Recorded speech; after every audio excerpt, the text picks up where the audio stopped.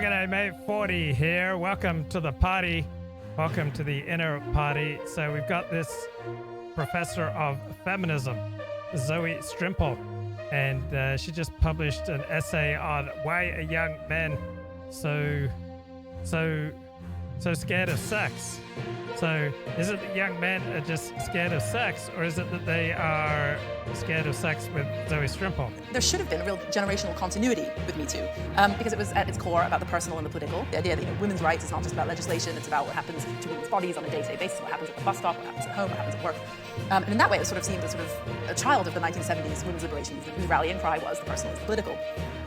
And one of the things that I study as a scholar with my historical hat on is a feminist magazine called Spare Rib, which some of you may remember. Spare Rib was hugely important to a lot of women, but it was still considered a little bit of a kind of loony left niche feminist thing. And if you speak to all kinds of people, they think, oh God, Spare Rib, yeah, that was for kind of weird feminists. But in Spare Rib, accounts of harassment come up again and again. And it's sort of interesting that it's siloed, it's considered a sort of niche concern, but they're talking about the experience of going to the pub, and there's outrageous, descriptions of just the simple act of being a woman going to the pub, experiences at work that we would, that are far worse than most of the things that most of us, thank God, experience now. But this is still, this is the mid-70s, this is still kind of like weird, nobody cares.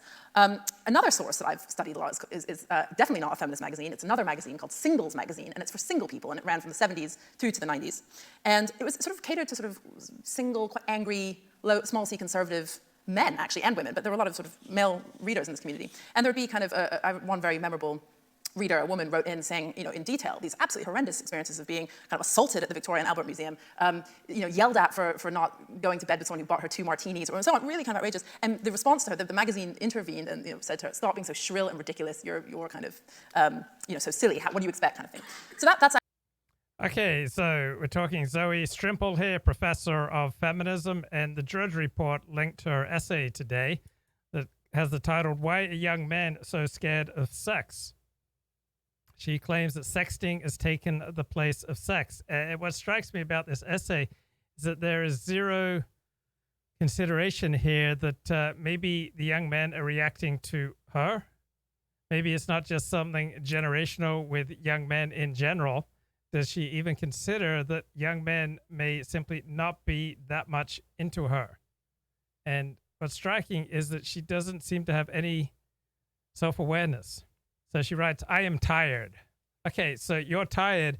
I'm struck by all these public figures who write about how they're tired. They never ask, is it something about me? Is it something wrong with me? Do I have an approach to life that tires me out? Am I asking for too much from other people? Am I expecting too much from myself, from others, from life itself? Am I out of touch with reality? Because anything that happens outside of me is not personal, right? So anything that you're saying in the chat right now is not personal. That's what you're bringing to the table. And anything that happens inside of me is personal. So if I get mad or upset or hot and bothered by something written in the chat, that's entirely to do with me. So everything that happens inside of me is personal. Everything that happens outside of me is not personal. But in particular, women and minorities who write these columns about I am tired, they seem to never have any self-awareness. They never seem to consider, is it my attitude towards life that is tiring me?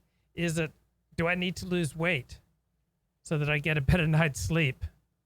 Do I need to learn to get along better with other people? Are there parts of reality that I'm refusing to accept? If you're upset, then it means that there are parts of reality that you refuse to accept. And a life that works begins with acceptance. Right? So are you carrying around resentments against groups, against the opposite sex, against your parents? That's going to tire you out. Are you an under-earner? Are you codependent?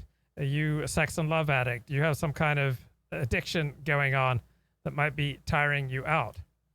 But she writes, I am tired. Men purportedly single and ready to mingle have worn me out. Well, really, is it the men who have worn you out, or is it you and your attitudes and your thinking that has worn you out? Not, sadly, in the way one might hope, but in the new, peculiar, nightmarish way of the times. So is it really the times, or is it Zoe Strimpel? She seems to never consider that it might be something to do about her. Since becoming single 2 and a bit years ago, I've romped around a fair bit on the apps, Bumble, Tinder, and Hinge. The only men who have seemed raring to go and interesting, educated, and good-looking were under 25. So no sane man under 25 is going to want to have a relationship with a woman who's 13 years older. Too young to have become the unwanted dregs. They are also too young to worry that an older woman will badger them about kids. At first, I was dazzled by the idea of dating younger men, but the reality soon dawned on me. For younger men, a life lived so much online has rendered offline life superfluous. It's an inconvenience. It is therefore almost impossible to arrange a date, let alone get any further than that. So I suspect that these men that she's complaining about quite enjoy offline life. I suspect they have all sorts of hobbies and pursuits, communities, friends, careers, education, religious community that they indulge in offline. They're simply not particularly interested in Zoe Strimpel. But again, what kills me, it just never occurs to her that this might have something to do with her. It's actually 1977. So my question then is sort of why then, given that the women whose feminism was forged in this environment of the 1970s, on one hand, the sort of personal political rallying call of the women's liberation movement, and the kind of actually horrendous day-to-day experiences women were experiencing, why have they in some ways turned out to be the most critical of Me Too? And these horrendous experiences include men trying to go to bed with them. So those are the horrendous experiences that she's referring to. So she's saying how horrendous it is that men want to go to bed with women barely knowing them. And this is her speech from 2019. Now in her essay in 2021, she's complaining that they're not interested in dating her. I'd like to think that some of this reluctance has been caused by the Me Too movement, which advocates righteous behavior, boundaries, and enthusiastic consent. Really, is that what the Me Too movement is all about? Righteous behavior, boundaries, and enthusiastic consent? She does not seem very much in touch with reality. It strikes me that the Me Too movement is primarily driven by grievance and resentment. And you got women holding on to grievance and resentment for 5, 10, 15, 20, 25, 30, 35, 40, 45, 50 years. And until they are so glad now to go public with their 40-year-old resentments.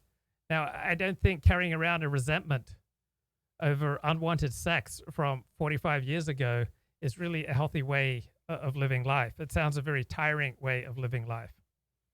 So she thinks that young men's lack of enthusiasm for dating Zoe Strimpel has to do perhaps with the Me Too movement.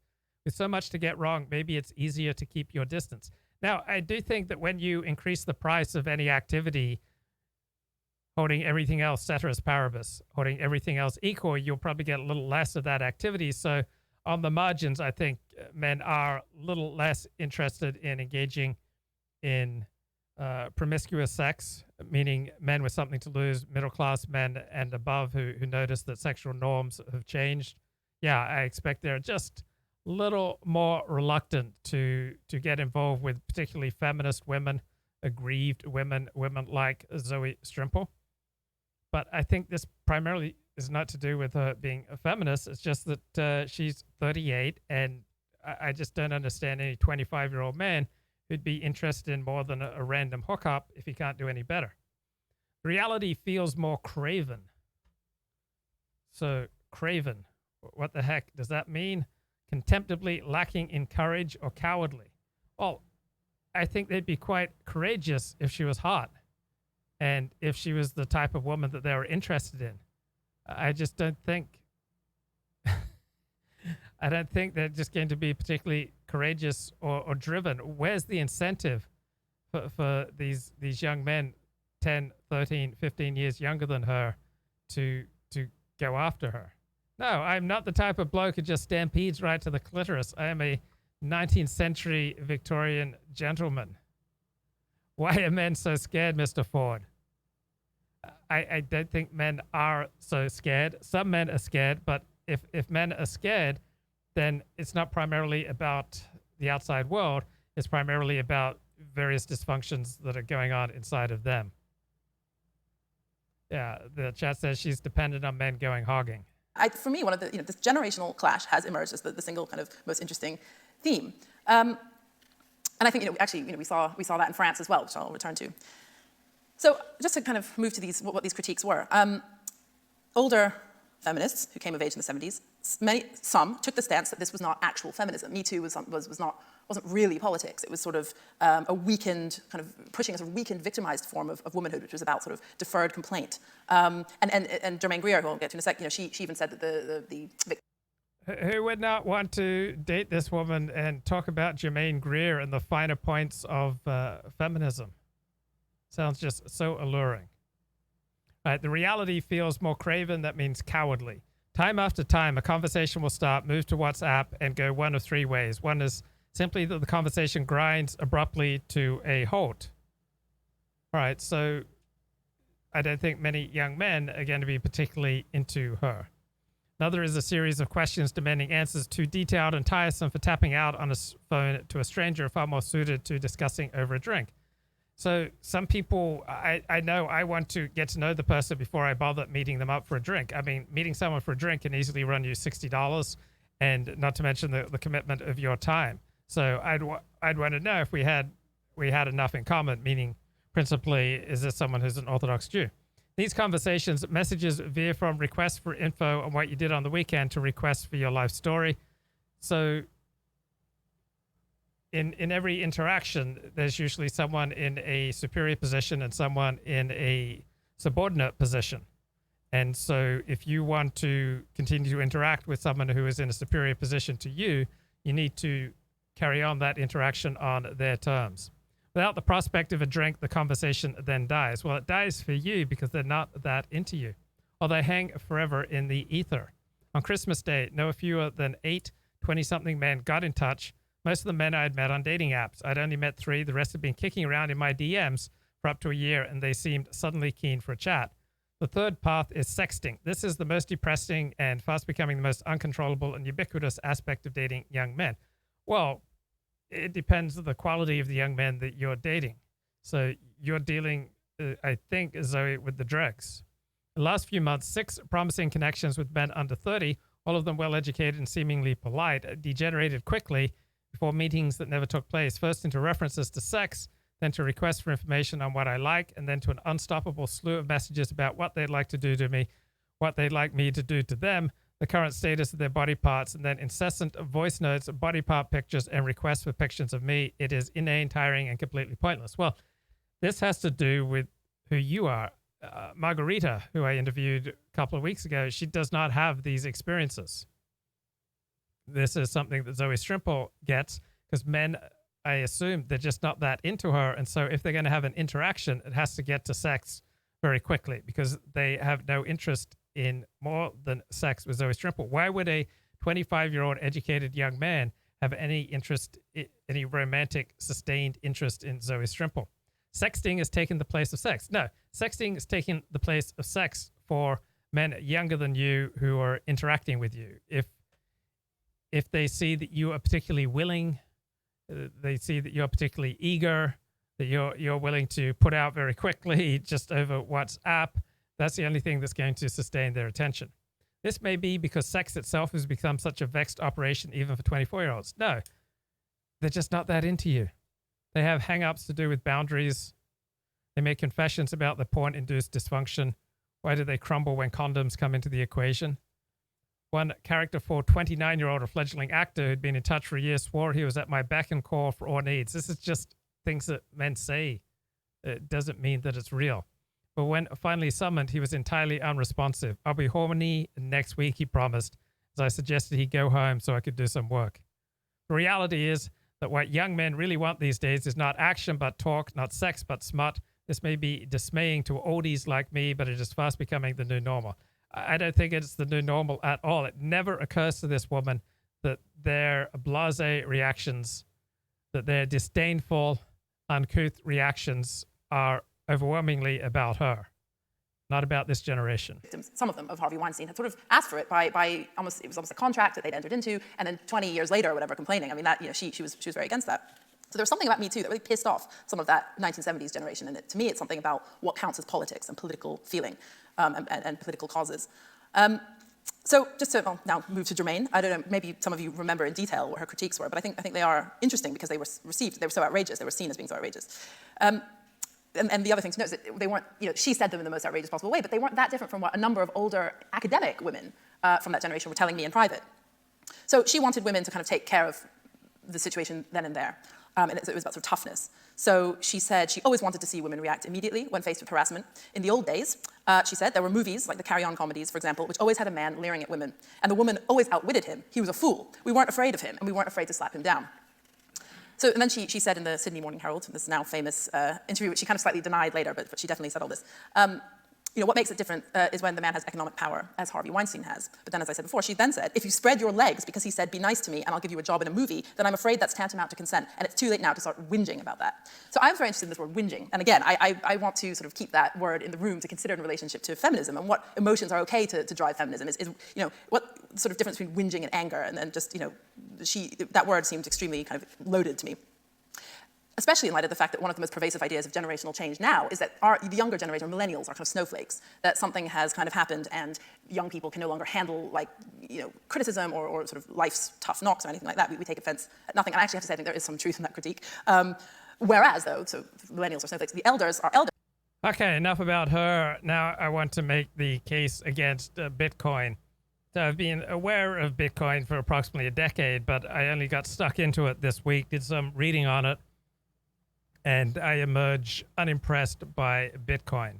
So perhaps the easiest summary that makes common sense to me is by a liberal blogger named Kevin Drum, how baseball cards explain what a Bitcoin really is. So what is money tends to have these attributes. It's hard to counterfeit.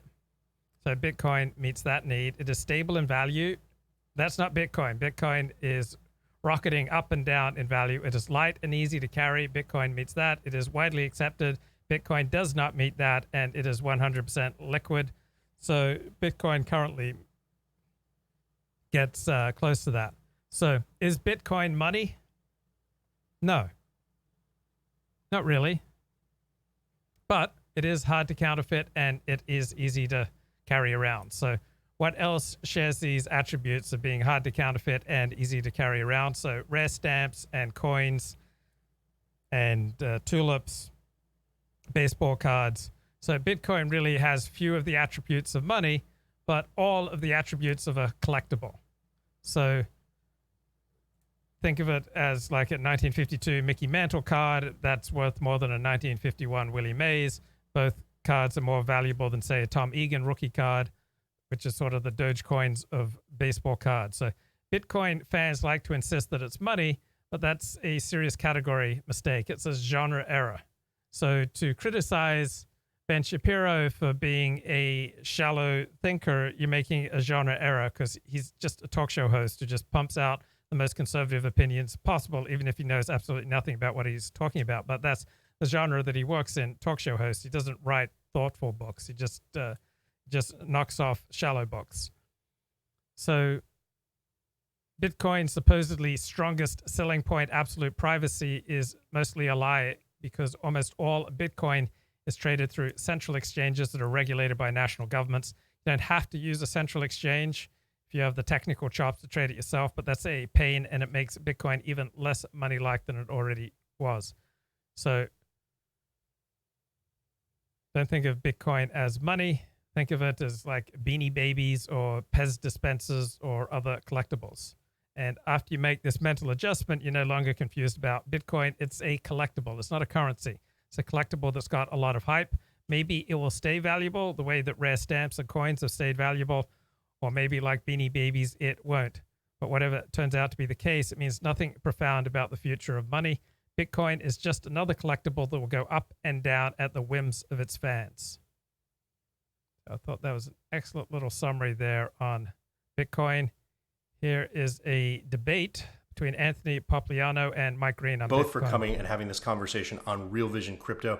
Anthony, of course, you've been on Real Vision multiple times, and you've hosted Row on Your Pomp podcast. Mike, you host Mike Green in Conversation series right here on Real Vision. This debate started on Twitter. We all love Twitter. It's a great place to blast out little squibs, but not always the best place to have a long-form conversation. You know, when I think about this, this is more than a debate between two individuals. This is two worldviews colliding, and that broader collision is just beginning to be felt around the world. I couldn't think of two better people to represent those worldviews here than you. Pomp, you're at the very vanguard of the digital assets investment movement at Morgan Creek Digital. Mike, what you do over at Logica Capital is some of the most sophisticated analysis of traditional capital markets anywhere, and we're very glad to have both of you here on Real Vision for this conversation today. Mike, since you started to make the case that kicked off this debate, why don't you go first and explain the basic framework? What is your view of Bitcoin and why? Well, just first as background, right? The reason that I became more actively involved in the Bitcoin debate was kicked off by actually a Real Vision event, a Blacklist event in Dallas, Texas in October of 2020.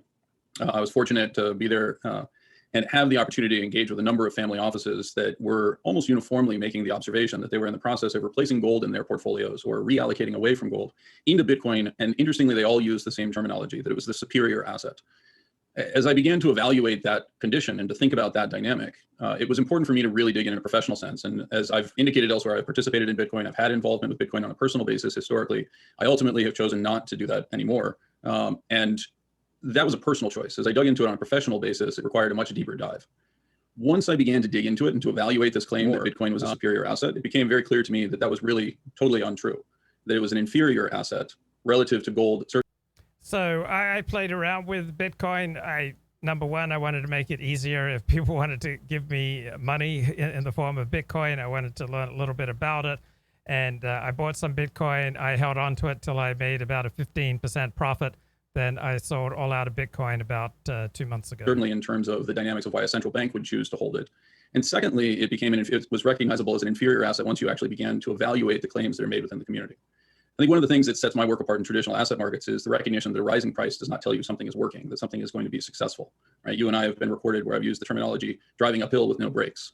I would suggest the same thing applies to Bitcoin, where the price has clearly risen, and that gives people comfort in the story. But the reality is that Bitcoin is a superior asset for one reason and one reason only. It facilitates those who want to work against the existing system, either to generate dollars in the case of China, Russia, Iran, or other bad actors on the global stage that are trying to avoid sanctions, or for criminal purposes. And as I dug further into the data that is presented within the industry, it became very clear that the data that is being presented is disingenuous. So for example, the industry will simultaneously say 95% of the data is fake, 95% of the transactions are fake, and then use those same 95% of the transactions in disputing the claim that crypto is primarily used for crime. If you look at reports like the report from Elliptical that came out in 2020 regarding the utilization of crypto for crime purposes, they suggest that it's around 2%. And the disingenuous claim is made over and over again that the US dollar is more widely used for crime, or the euro is more widely used for crime. Of course, that's true given the relative acceptance of them, but as a proportion of transactions within Bitcoin, we either have to decide that the 95% of the transactions that are referred to as being fake and therefore shouldn't be considered should be ignored when we're thinking about the dynamics of the utilization for crime purposes. And if we adjust for that, what we discover is nearly 40% of crypto transactions are actually used for crime. So to just get one dramatic perspective on cyber currencies, there's a terrific series on Netflix called Startup. It runs 3 seasons. It was originally on Crackle, but it's all about the world of cyber currencies, about people starting up a cyber currency business and then starting up their own dark web. And set in Miami, it's great fun. And it's a dramatic way of getting a feel for the cyber currency world. The vast majority of the mining activity is occurring in regions like China, Russia, and Iran. And if we incorporate the participation of mining pools, they control in excess of 90% of the hash rate. This is not a decentralized system. It has become an increasingly centralized system focused on one thing and one thing only, attracting US dollars and providing that to those who are utilizing resources in regions like China, Russia, and Iran to capture dollars. Pomp, I imagine you have a different view. Yeah, I mean, look, we can get into all the specifics of kind of Mike's opening statements. What I would just say is, I think that Mike's worldview, I'm not sure what changed, I'm sure we'll get into it, but is misinformed.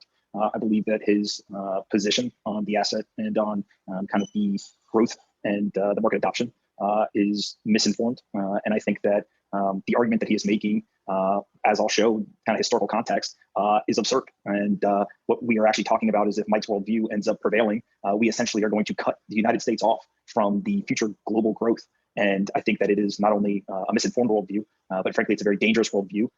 And I'm actually glad that most of the politicians who talk about this topic don't see the world the way that he sees the world, because I think that, again, it's very dangerous. And it could be the single greatest kind of inhibitant to the United States continuing to have the position of power and leadership that it has on a global stage. And if Mike's worldview was to prevail, he would actually be handing victory to many of America's adversaries. And so, excited to get into it. I really respect Mike and have a lot of his views and prior work that he's done. But I just think in this one sector of financial markets, he's misinformed and his worldview is inaccurate.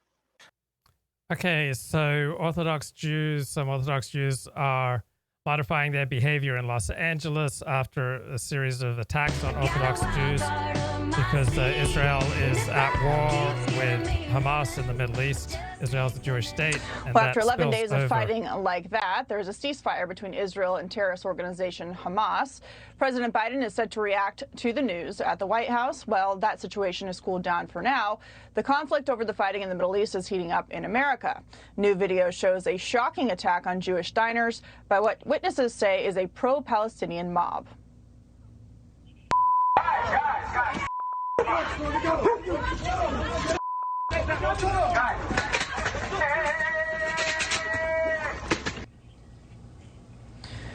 So, Dana, we've been watching this play out in the Middle East. 4,000 rockets fired by Hamas at Israeli civilian targets over the last 11 days. But it's boiled over into the States, and we've seen Jews hunted down in the streets by what people are saying are pro-Palestinian protesters. I would call them more than that, but that's what we're seeing on the videos. Right, so and being investigated as a potential hate crime. Also, there are some, because of social media or new technology, there are ways that these groups can organize and say, meet up, this is where we're going to be, and there should possibly that will lead police to be able to, one, either protect people that are out and about, or at least track down perpetrators of this. Another piece of this is Joe Biden gets ready to make a statement in about 25 minutes.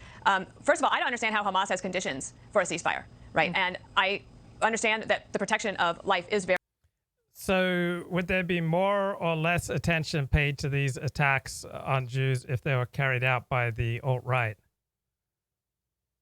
I'm not sure. Very important, but we also have to be very clear-eyed about the root cause of who supports Hamas and what Hamas has done, even to the people of Gaza, putting these missile targets right there in the middle of hospitals and schools. And the propaganda that the Hamas is able to get out of this is that they are strong, and that they are in the position of being the big guy, the one that can save everybody, when actually they're putting so many people in danger. Last thing on this, that there's just not enough attention, I don't believe, Katie, on the fact that the Democrats in Congress, some Democrats in Congress, are trying to put a halt to a recently approved weapon sale from the United States to Israel. This has been, they're kind of pro forma. These things are almost always put forward and agreed to. All of a sudden, that is in jeopardy. And it's like those Democrats that are calling for that are watching right there on their screen. They can see that Israel has utilized that money well. You can see that the Iron Dome is protecting innocent people. And the Democrats somehow think that there should be less of that. I think we should pay a little bit more attention to that before Joe Biden gets to the podium in about 25 minutes. Yeah, Juan, what about that? We've seen the squad saying that they don't want to replenish the Iron Dome, but you can argue that the Iron Dome actually saves the lives of people. Okay, I want to get back to the topic of cyber currencies, and just did a deep dive into this week. Michael Hiltzik has a column in the Los Angeles Times. Coinbase had a great public stock offering that does not make Bitcoin legit. So as an investment, Bitcoin has been wildly oversold by its fan base. Well, it's incredibly volatile, right? So if you stay in the market for, say, the last 9 years, then you made a really good profit. But say from December 18, 2017 to February 10, 2018, Bitcoin's value fell by 55%. So much stronger variation in the Bitcoin and cyber currency markets than even the stock market. But Bitcoin fans don't usually pitch the cryptocurrency primarily as an investment. They pitch it as a currency, but a currency should be hard to counterfeit, stable in value, easy to carry, widely accepted, 100% liquid.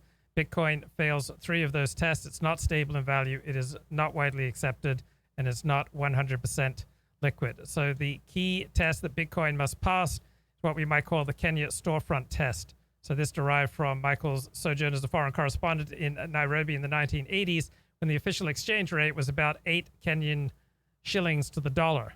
But experienced foreign residents wouldn't think of buying shillings at the official rate. They wanted the black market rate, which was closer to 16 shillings to the buck. So expatriates wishing to obtain the better rate would wander into a grocery store owned by an Indian merchant, usually not a native African merchant, write him a check in dollars on a U.S. bank in return for black market shillings. He then mailed the check to a relative in the United States for deposit there, and thereby spirit dollars out of Kenya in contravention of the country's strict foreign exchange regulations. The system served everybody except the government. So Bitcoin might serve those merchants down to the ground. They could convert shillings or dollars to Bitcoins and then convert them to dollars remotely. Now, these black market conversions in Kenya were illegal. So just another reminder that big category of users of Bitcoin are criminals. Bitcoin propagandists assert the qualities that make Bitcoin so useful for underground transactions are its virtues. The great thing about Bitcoin, they say, is that it operates outside national central banking systems. Now, this is supposed to be a great thing. Many traditional systems like banks, credit unions, PayPal take control of your funds and leave you subject to their terms of service, says the personal finance site do. So if you violate those terms, they can suspend your account. But how many people have ever had their account suspended by a bank or a credit card or even PayPal? It's exceedingly rare. So many of the oft-told advantages of Bitcoin, such as supposedly rock-solid security, anonymity, convenience, they're either detrimental to the user or they don't really exist at all. So who benefits from Bitcoin security? Not the average guy.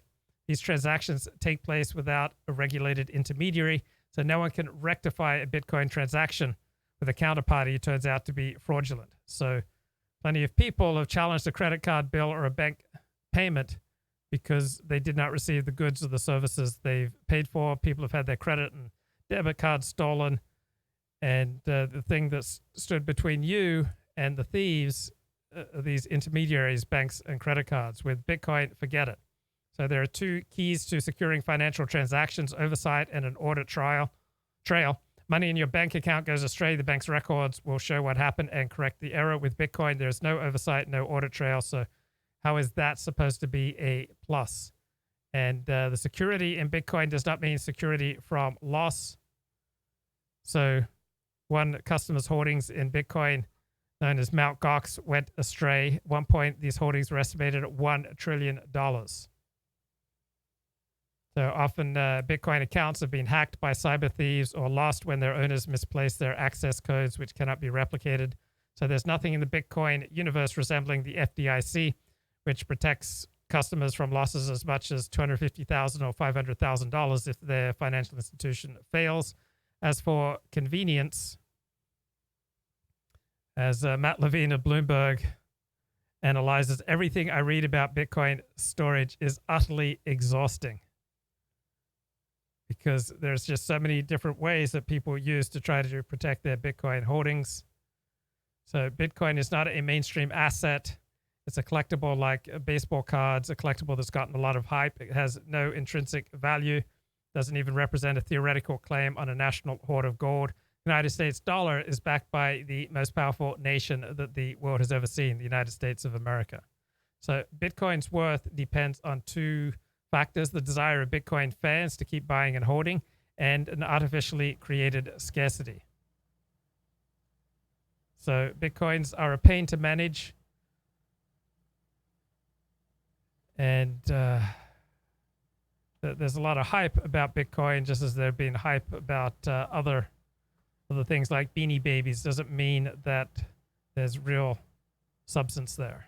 Pom, I want to characterize what I heard from Mike is there principally two arguments that he made against Bitcoin that were really core to the thesis. The others are sort of supporting those two pieces. The first is that Bitcoin is a conduit for criminality, and that the rate at which Bitcoin is used to facilitate criminal transactions is far higher than US dollars or euro, effectively higher than fiat. And the second is that Bitcoin is inherently dangerous in Mike's view because it has the potential from a geostrategic perspective, meaning that there are countries in the world who do not wish the United States well, that are either strategic rivals or strategic adversaries, and they're using Bitcoin fundamentally to build an advantage against the US dollar system, against sanctions regimes, and some of the other things that the United States has controlled since the end of the Cold War. What are your views specifically on those points? Yeah, so let's first just start with what Bitcoin is, right? Bitcoin is simply a open, decentralized digital protocol, very similar to what the internet is. And so the perspective that Mike has of, as other countries leverage this open, digital, decentralized protocol for their gain, we therefore should, as the United States, ban ownership.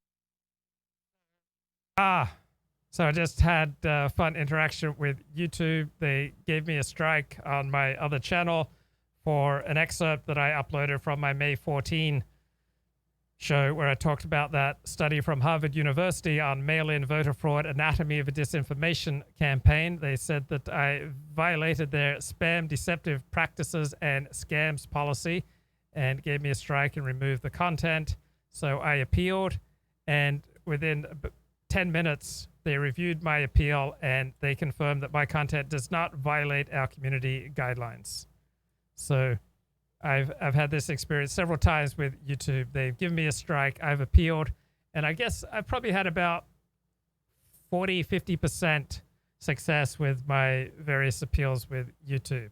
So YouTube is obviously not perfect. Most of these decisions are made by algorithm, and the quality of the people who are operating many of these decisions is often quite low. They're not making very much money. There's not much intelligence there, but that is how the world is. The world is filled with midwits and below average IQs. The world is never going to be perfectly fair, and so we have to make our decisions not based on absolute fairness, but also on the basis of what's likely to happen, right? Given that we're dealing with a lot of idiots, how then shall we live? So I think a lot of the COVID restrictions were extra strict because we have so many idiots. And so if we didn't wall off all these different activities, then idiots would find more and more excuses not to conduct themselves responsibly. So if we had a more coherent society where we had more social trust, more social cohesion, then we would not have had many of these more ridiculous lockdown policies, such as don't go to the beach, don't go to the playground, when being outside was the very healthiest thing possible. So yeah, I've had my ups and downs with YouTube. It's not absolutely horrific. It's just another human institution. Prevent usage, etc. If that worldview was to prevail, when the internet came around, we would essentially be living in prehistoric times. We would be North Korea, because that's what North Korea has done to their citizens. Is they have said, you are not allowed to use this open, digital, decentralized protocol called the internet. Instead, the United States, thankfully, was innovative. It was forward-thinking, and it believed in capitalism and democracy. And it said, if any country is going to benefit from an open, digital, decentralized protocol, we are going to make sure that we are the leader. We are going to use this to further our leadership position on a global scale. And so while Mike, I think, has this belief that other countries are benefiting from an open, digital, decentralized protocol, he's not wrong. But the reaction or the end result of that should not be, we therefore are going to opt out, because that will not stop these other countries from using that open, digital, decentralized protocol. You cannot shut this down. And so instead, what we should do is we should embrace it, and we should ensure that the United States stays the leader on a global scale. And so what we've seen in other countries is when their leadership has decided to ban the participation in that open, digital, decentralized protocol, adoption has actually gone up among the citizens. And I think that it's a very, very misleading argument to make around criminal activity to say that 40% of transactions are for criminal activity, right? The beauty of this is, while we can sit and we can guess what are the US dollar transactions, right? The difference is Mike cannot tell us how many dollars are in circulation. Mike cannot tell us and prove to us how much gold is in circulation. But I can. So a lot of talk about more regulation of Bitcoin, and that's going to coupled with affect China's new restrictions Bitcoin could prices. call into question Bitcoin's immediate and long-term futures. David Rubenstein, Carlyle Group co-founder, had some thoughts on that topic this morning. I think it's here to stay. Cryptocurrency is not going away, just like gold is not going away. So yes, it had its ups and downs, and yesterday was not a good day for it. But that's true in anything that is relatively new. And I don't think you're going to see anything like crypto going away and disappearing. It's here, and it's here because people in the market want something other than just the traditional currencies that we've had. And whether that's right or wrong, it's clearly something that the market wants. Again, kind of indicating that institutional interest perhaps in crypto. Joining us now is Lou Kerner. He's blockchain co-investors partner and quantum economics head crypto analyst. Lou, you're super bullish on Bitcoin, so I assume you think this is a buying opportunity. But what would you say tactically about the price action and the retail versus the institutional demand and all the rest of it? Yeah, Kelly, I tend to take a longer term view of things. I really am looking out 10 years and think that Bitcoin will be at least $1 million in 10 years. And I'm pretty sure that it's going to get there by going up and down and up and down and up and down in very wild swings, because that's what it does. I think we had 6 downswings of about more than 30% in the 2017 bull market. So if you've been in Bitcoin a while, you've seen this again and again and again.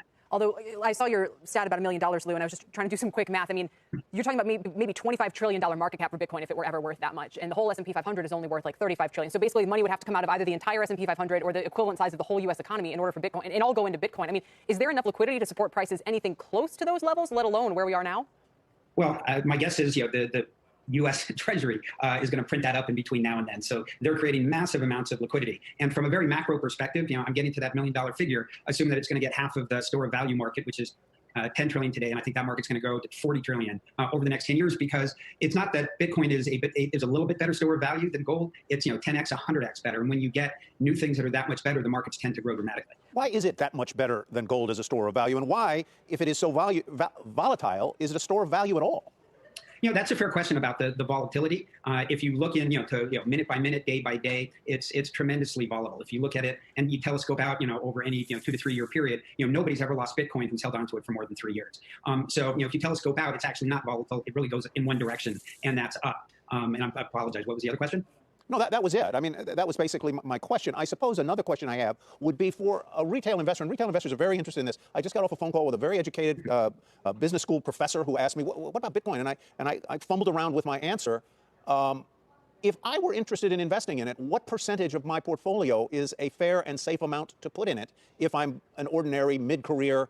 Well, the older you are, the more careful you'd want to be. It's a gamble. It's not an investment. It's much more of a gamble.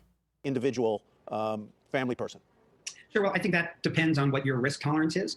There's still risk in Bitcoin. I'm not here saying that it's not risk, but it's a massive asymmetric bet. In other words, I think it can go up 25x in the next 10 years, and the most can go down is 1x. So it's the greatest asymmetric bet I've seen in my lifetime. Is it for money you don't care about losing?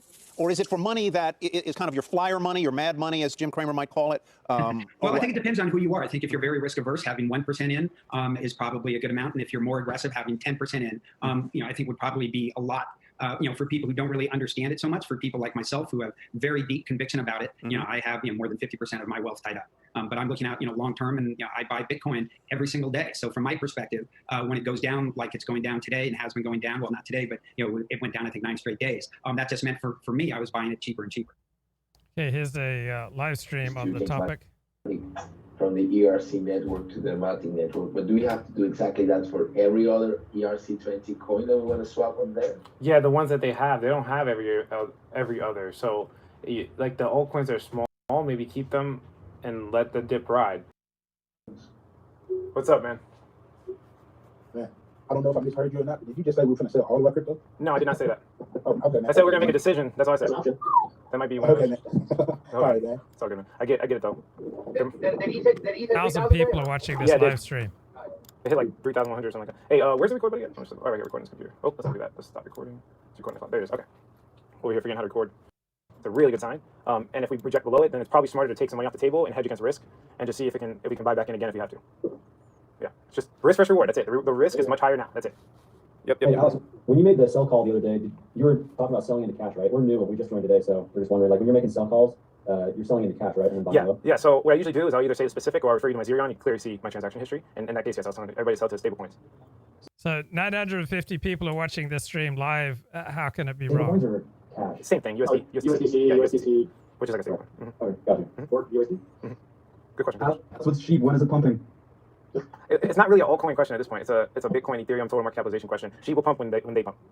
All right, gotcha. Yes, sir. What's up, Diego? How you doing, man? I'm doing good, brother. How are you? Good. Surviving. So, question: when some of your cryptos are in the red, what strategy do you use in determining whether or not to cut your losses itself or hold them until hopefully they go back up? There's an assortment of different things. It's not just one. I usually weigh pros and cons. I mean, we have a checklist for this that explains to you exactly what we use, but just overall gist is we use technical analysis. We use a lot of like market sentiment and what's going on in the world as an indicator. We use trickle-down economics, on-chain metrics. We look at pretty much everything and see like what's more bullish and bearish, what are the big fundamental reasons. It's a combination of a lot, to be honest with you. It's a combination of a lot. So how do you question is if we say, hey, it's time to de-risk, a lot of us are going to be de-risking and stuff we're already underwater on. Yeah, it doesn't matter. The question is, do you sell anyway if you're underwater, or does it let it ride? Personally, it shouldn't matter if you're underwater. It shouldn't inhibit your decision or in any way, shape, or form. You should never take in consideration if you're in profit or in loss when you make a decision. You should actually isolate those variables. Yeah, so even if you're at a loss, right, at least in the short term, especially in times like this, where it's really important to sell the top, because it could be the top, and it's the probably most likely time it's ever been the top, it's really good to isolate what profit or loss you are in when making a decision. Like, you should not take that into consideration, because at the end of the day, it doesn't matter if you're in profit or loss. If the market wants to top, it does not matter if you're in profit or loss. It's going to top. You understand what I'm saying? That is not... If you're calling it top and then do a bear as a scenario, sure, that makes total sense. If we're not calling top and into a bear, then we're saying it's going to recover. I mean, that doesn't make sense to me. So, for example, if you're down $10,000 from your initial investment and you sell, then the upside needs to be greater for selling than for holding, correct? Not always. It just needs to be a right decision. The only thing we're trying to do is come to a right decision. That's it. I think what else is kind of getting into is, like, if you can go up to, like, say, 10K BTC and you're still down, 40K or whatever, and then you go down to 5K, when you sold it at 10K, you accumulated more at 5K, you're down. Exactly. Because it can go either way, no matter what your bag is. The whole point is just to make the right decision. So it's actually kind of smart when you separate emotions of your own portfolio from the decision. You should just make a rational decision, right? Wouldn't the smart decision to be sell half and keep out? It's not always smart. I mean, that's usually what I do. I sell percentages. Like this recent sell call, I didn't sell all of it. I sold 25%. So yeah, that's like that. It depends on what your risk tolerance is, how much conviction you have in the call. right? It's always how much conviction you have in the call. That's all it is. It's not how much conviction Alex has in the call. It's how much you feel it should be dropping or not, right? So when you suggest us to sell, how do we include the criteria you mentioned when you tell us that? Are you suggesting that we sell regardless of our position, whether or not we're in the red or in the black? I would say you should look at the fundamental variables that we use to analyze the market to make your decision. Okay. That's it. You just have to make the decision based on what you think the market's going to do. So if I make a sell call, then whatever. Okay, so it's not calls. They're just what I do. I'm giving you guys what I do. That's it, right? So if I am a person that's been in crypto for a long time and I'm selling Ethereum and I clearly put it and I put 0 on, you guys see the amount I'm selling, right? Then that you can see the intensity. You can literally see, okay, Alex is selling. Let's figure out why he's selling and make your own decision based off, use mine to catalyze your research, whatever the case is. Again, like I said, you guys literally clearly heard me say that on Sunday. All the coaches came to the conclusion that we were going to continue to go higher. We all said we're going higher, and we stayed over that Sunday night. And my gut told me to sell. So how am I going to sit here and tell you guys why I'm going to sell? Think about that. Just think about that, right? How am I going to tell you guys the reasons why I sold when we all came to the conclusion that we probably shouldn't sell? You understand what I'm saying? Doesn't make sense. I'm just telling you guys what I'm doing with my portfolio. That's it, right? I'm not perfect. I've just been in this market for a while, and sometimes gut feeling is a real thing. Ask any trader. There's always an element of gut feeling. Okay. Yes, sir. Good questions, though. I get it. You guys are learning. What's up, William? I mean, I just had a couple things too. I think like people are trying to think too hard on a lot of this stuff. Like making bigger bags is a thing, even if you're in the red. And I think also DCAing out is just the same as DCAing in. So if you feel that your coins potentially go up or go down, you can always take part of that bag out and then hold it for a new position. And then if it doesn't make that position, you don't have to go back to that same position. You can go into a different coin that's low, so you can pick up more coin, right? It's just percentages at the end of the day. It's not really a factor of when, okay, I need to get back into E specifically. If you just reallocate that money if your coin that you had went up instead of going down, and you move it. Exactly. The decision should be the decision. Go ahead. What do you think is a good way to DCA out? Like 20%, 30%, 10%? That I did 25% because I think it's a good solid like 1/4 of my portfolio. But that all depends on specifically. So Margarita, who I had on this show a couple of weeks ago, she just tweeted, "I've come to find this heuristic, which works pretty much everywhere." And Elliot Blatt's going to love this heuristic. So heuristic is a learning method that is not perfect, but is good enough. So for example, if you're walking down the street and then you see everybody like running past you in a panic, it'd be probably a pretty good decision to just join them and run with them, because in all likelihood, 25 people running past you in a panic, they probably know something that you don't know. And if they're wrong, there's not a big downside. So Margarita tweets, "All that is natural is not only good, but superior to everything that is unnatural." I think Elliot Blatt's going to love that. All right, is a news article today. Washington is rushing to regulate crypto. It is a mess because you have so many different government agencies that want a piece of crypto oversight. And the confusion has the crypto industry calling for clearer regulations. So we're talking about the IRS, the SEC, FinCEN, the CFTC. The wild swings in crypto prices this year have enthralled and disheartened investors, alarmed Wall Street, focused the attention of regulators and lawmakers who already had a cryptocurrency in their sights. With shares of Coinbase, a prize of Silicon Valley investors who placed early bets on cryptocurrency markets, swinging along with the price of Bitcoin, tech is worried too. So what business primarily wants is clarity with regard to government regulation. The soundness and stability of cryptocurrencies has gone from a fascination of early enthusiastic adopters to a mainstream concern. One particular worry is the ability of vague tweets from a single person, such as Tesla CEO Elon Musk, who has mixed his personal ardor for cryptocurrencies with the electric vehicle company's business to send crypto prices gyrating. Washington once seemed befuddled by cryptocurrency, handing out confusing rulings, but the SEC is now chaired by Gary Gensler, who taught a course on blockchain at MIT. He made it clear at a recent House committee hearing that the crypto industry could come under greater regulation. If one trades Bitcoin in America today, there's not an investor protection regime. The early crypto scene was dominated by libertarian types seeking to evade or defeat regulation. Now, a substantial number of players in the crypto industry have been seeking more regulatory clarity. There are a number of areas where the industry interacts with regulators, from banking to securities to taxes. So one big question is, who is responsible for regulating crypto exchanges?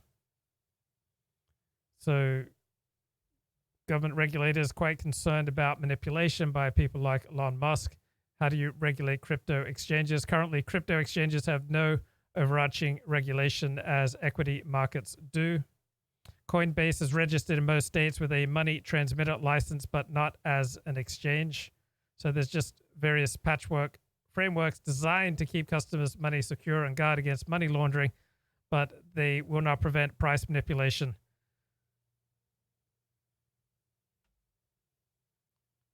So let's go back here to the great Bitcoin I debate. can prove to you on the blockchain exactly how many Bitcoin there are. I can prove to you and show you exactly how many Bitcoin are in circulation. And I can prove to you and show you every single transaction that has occurred since January 3rd, 2009.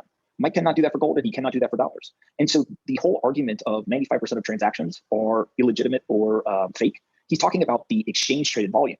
What he is not talking about is the actual transactions on the blockchain, because you can prove it.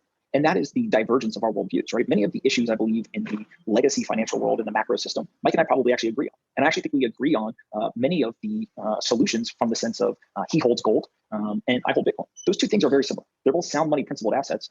He chooses the analog version or the analog application of those sound money principles. I choose the digital application of those sound money principles. And so I think that what we end up seeing here, and the kind of great equalizer in this conversation, is that the world that is outside of this new digital decentralized world is a narrative-based world. Mike will throw a lot of data at the wall. Mike will tell a lot of stories, but he cannot prove the transactions. How much money is laundered in the legacy system? There's estimates that over $2 trillion is laundered.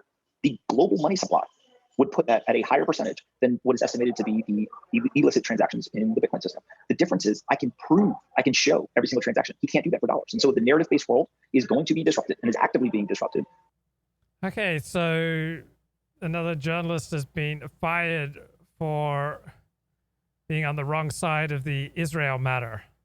So right now there's a truce going on. For Israeli and Palestinian civilians, once again, there is peace on the horizon and everyone is holding their breath. Shannon? So, Trey, we're standing by. The president is going to make remarks in just a minute or so. But as for news of the ceasefire there in the region, are people confident or hopeful it will actually? Right, so a young woman who was part of Students for Justice in Palestine, named Emily Wilder, right? Conservatives rallied to get her fired from the Associated Press, and Associated Press has fired her. Note to say that news associate Emily Wilder is no longer with the AP. So conservatives rallied to get her fired because she was part of Students for Justice in Palestine in college, and she's also Jewish, but very much on the side of the Palestinians. By this digital world where provability and auditability is at the core of it. And if you cannot prove something, then the narrative doesn't resonate anymore. And I think that's the key difference. And so there's not more criminal activity. And I just don't see a world where advocating for essentially sanctioning and cutting off. When we sanction another country, when we sanction Venezuela, Iran, North Korea, we cut them off from the global financial system. And what Mike is advocating for is to cut off American citizens from open, digital, decentralized protocol that the rest of the world is going to adopt with or without the United States participating. That makes no sense to me. Mike, first, is it a fair characterization that you want to ban Bitcoin or think it should be banned or think we should consider banning it? And second, Pomps made an interesting argument here, which is that in effect, there's a kind of transparency bias because you can see all of the activity on Bitcoin. It's much easier to detect the nefarious activities, whereas in the fiat world, for dollar, for euro, it's more difficult to see those activities. What are your thoughts? Well, I'd respond to a couple of those components. First, in terms of the transparency of everything being on blockchain, right? Pomp and others will highlight the dynamic of level 2 applications that remove transactions away from the blockchain. And increasingly, we're seeing this within the criminal community. What they're actually doing is disguising their transactions, right? So they're making sure that they wash the Bitcoin, the same thing that they would do if they were engaged in dollar transactions or euro transactions. It ultimately doesn't matter. He refers to the idea that $2 trillion is used for nefarious activities or illicit activities in dollar terms. Of course, that needs to be considered against the velocity of the monetary base. Okay, so Sargon of Akkad apparently made a video about our own. There was Zoe a hit Strimpel. piece written about me yesterday, The Telegraph, because apparently I'm a thug. The battle for free speech has become catnip for thugs, written by one Zoe Strimpel. I didn't know who Zoe Strimpel was, so I just looked her up on Wikipedia. Apparently she's a British writer, commentator, and historian of gender and modern relationships in Britain. Oh, that's interesting. She was born into a Jewish family in London in 1982. She grew up in Boston but moved back to England at 16. She went to Jesus College, Cambridge, and got her master's in philosophy with distinction in gender studies at Wolfson College, Cambridge, with a thesis entitled Meat Market or Brave New World, How Women Go Shopping Online for Dates Online, which analysed the degree to which the internet was delivering on its liberatory promise for women looking for love online. Will women promise that with the internet? She completed her PhD at the University of Sussex with a thesis entitled The Matchmaking Industry and Singles Culture in Britain, 1970-2000, the first full account of mediated dating in Britain in the decades before the internet became normalised. Right, that's interesting. She's written a series of books about feminism as well. So what we have here is a 38-year-old British feminist who presumably is not married and has no children, and she's calling me a thug. Okay, I'll make sure I let my son know. In the 7 or so years since I entered academia, my friend group has taken on a rather Labour voting hue. Wow, that's amazing, isn't it? That's incredible. Someone who is a feminist, an academic feminist, who gets a master in philosophy and gender, ends up with a Labour voting friend base. That's weird. I just can't explain that. The best natured among them usually titter at my zestful defense of capitalism and Zionism, but these days there is one issue they refuse to chuckle off. What I see clear as day as the erosion of British freedom of thought and speech. What they see is trumped up panic by right-wing racist maniacs. Okay, so that's a good distinction. I mean, there is the erosion of British freedom of thought and speech, I agree, and part of that is due to snobbishness. Incidentally, well, so be it. But to me, it seems blazingly obvious that we have a freedom of speech issue in the country. That's true. Last week, a major UK report on higher education from the Policy Exchange warned universities need to guard against being the voice of critics who actively despise those who have traditional values, patriotism, family, faith, or local traditions. They must be willing to represent and not sneer at those who also, for example, justifiably feel pride in Britain's history, culture, and traditions. Well, that's the end of her friendship, or her friendship with her lefty friends, when she says, actually, the British Empire wasn't all evil and it did some good. And I mean, on the outbreak of the war with the Nazis, for example, Churchill was speaking of the British Empire and everything it represented, because at the time it represented a really positive liberatory force compared to the abject tyranny that was going on in Germany and the rest of the continent. So there is something to be proud of there, I think, and at least they felt pride in the good that they had done in the world, even if it was combined with bad in the world. But anyway, interestingly, these are the sort of behind-the-scene changes that we want to see. We want to see them at least I mean, it's the very first baby step, but at least to talk about the fact that maybe we should have patriots represented in our universities and in our institutions. Maybe if the institutions become self-loathing and how do they phrase it? Sorry. The voice of critics who actively despise those who have traditional values of patriotism, family, faith, or local traditions. Like those quite angry internationalists who don't believe in the idea of nationhood. Well, anyway, too late, chaps. Legally, free speech has been curtailed in ever more sinister ways, thanks to the billowing category of hate speech that now goes from me. I totally agree with Zoe. Zoe's making some great points. All of which, why I thought Toby Young's Free Speech Union, which launched last week to a predictable cascade of mockery from left-style press, sounded like a laudable idea. Hey, me too. We are exactly singing from the same hymn sheet here. I agreed to be on the advisory board, though not without reservations. Was it possible to fly the flag for free speech without sullying the cause with too many actual thugs who want to get as close as possible to inciting violence as they can under cover of exercising robust democratic rights? Man, that's quite an allegation. Like, to suggest that people want to incite violence is pretty offensive, I would say. Especially if someone is trying to make sensible conversations. For example, I've often argued that free speech is practically the only way we're going to prevent violence. If we're going to have any kind of political dialogue, and certain people are going to be kept out of that dialogue, then what other options do they have to be heard? Didn't Martin Luther King say that a riot was the language of the unheard? Well, this is why we want free speech. We want to hear these people, even if they're unsavoury thugs with whom we don't want to go to dinner. Is it possible to shift the climate of intimidation snide around the house's snitching and mendacious, manipulative use of serious accusations such as racism, hate-mongering, and being made to feel unsafe without simply becoming a magnet for awful alt-right lunatics? I get mentioned in the next paragraph. Like, I don't know, Zoe. I mean, if I'm not alt-right because I'm not a white nationalist, but I don't suppose that matters, given now you've just said it. And I don't know what do I believe that's lunacy? Like, I agree with everything you've said here. I completely agree with it. Like, if I'm a lunatic, then aren't you a lunatic as well? We really seem to completely agree. But what on earth is she talking about? Where it's like climate intimidation, snide around the houses snitching, and mendacious, manipulative use of serious accusations such as racism and whatnot. Like, who the hell does that, man? Like, what kind of environment do you live in where you've got snitching and mendacious, manipulative use of accusations? This doesn't happen to me. I don't know the kind of environment you exist in, but the environment I exist in is a lot more wholesome. I mean, just come, like, my live event the other day was a great example, in fact. I don't say, oh my God, it was diverse, but of course it was diverse. People from all kinds of walks of life and all kinds of backgrounds who were just interested in talking about these things in an honest way, frankly. And it was really, really good. But anyway, awful alt-right lunatics. That was your first step forward when coming to deal with me and other people. So thanks. So I appreciate that. I'm not going to call you names. I think, as you can see, I've just given you Wikipedia bio and said, oh, this is what she said. And, I kind of agree, to be honest.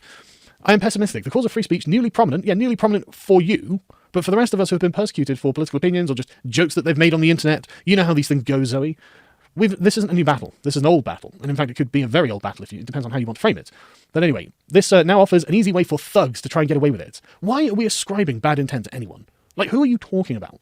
You're just asserting that these people, myself, in fact, I won't talk about anyone else, but I'll talk about myself, you are suggesting that I'm trying to incite violence, when everything that I've done and said consistently across my entire career has been democratic and in the service of having real conversations, allowing people to exercise their free speech and say what it is they actually think about a topic instead of resorting to violence. Honestly, it's disgraceful, actually. This is a real disgrace of an article.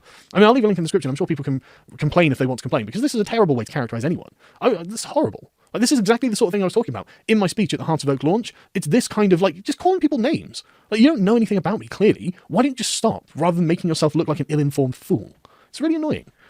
Last week it was reported that English Defence League co-founder Tommy Robinson and Carl Benjamin, aka Sargon of Akkad, a misogynistic far-right YouTuber who mistakenly calls himself a classical liberal.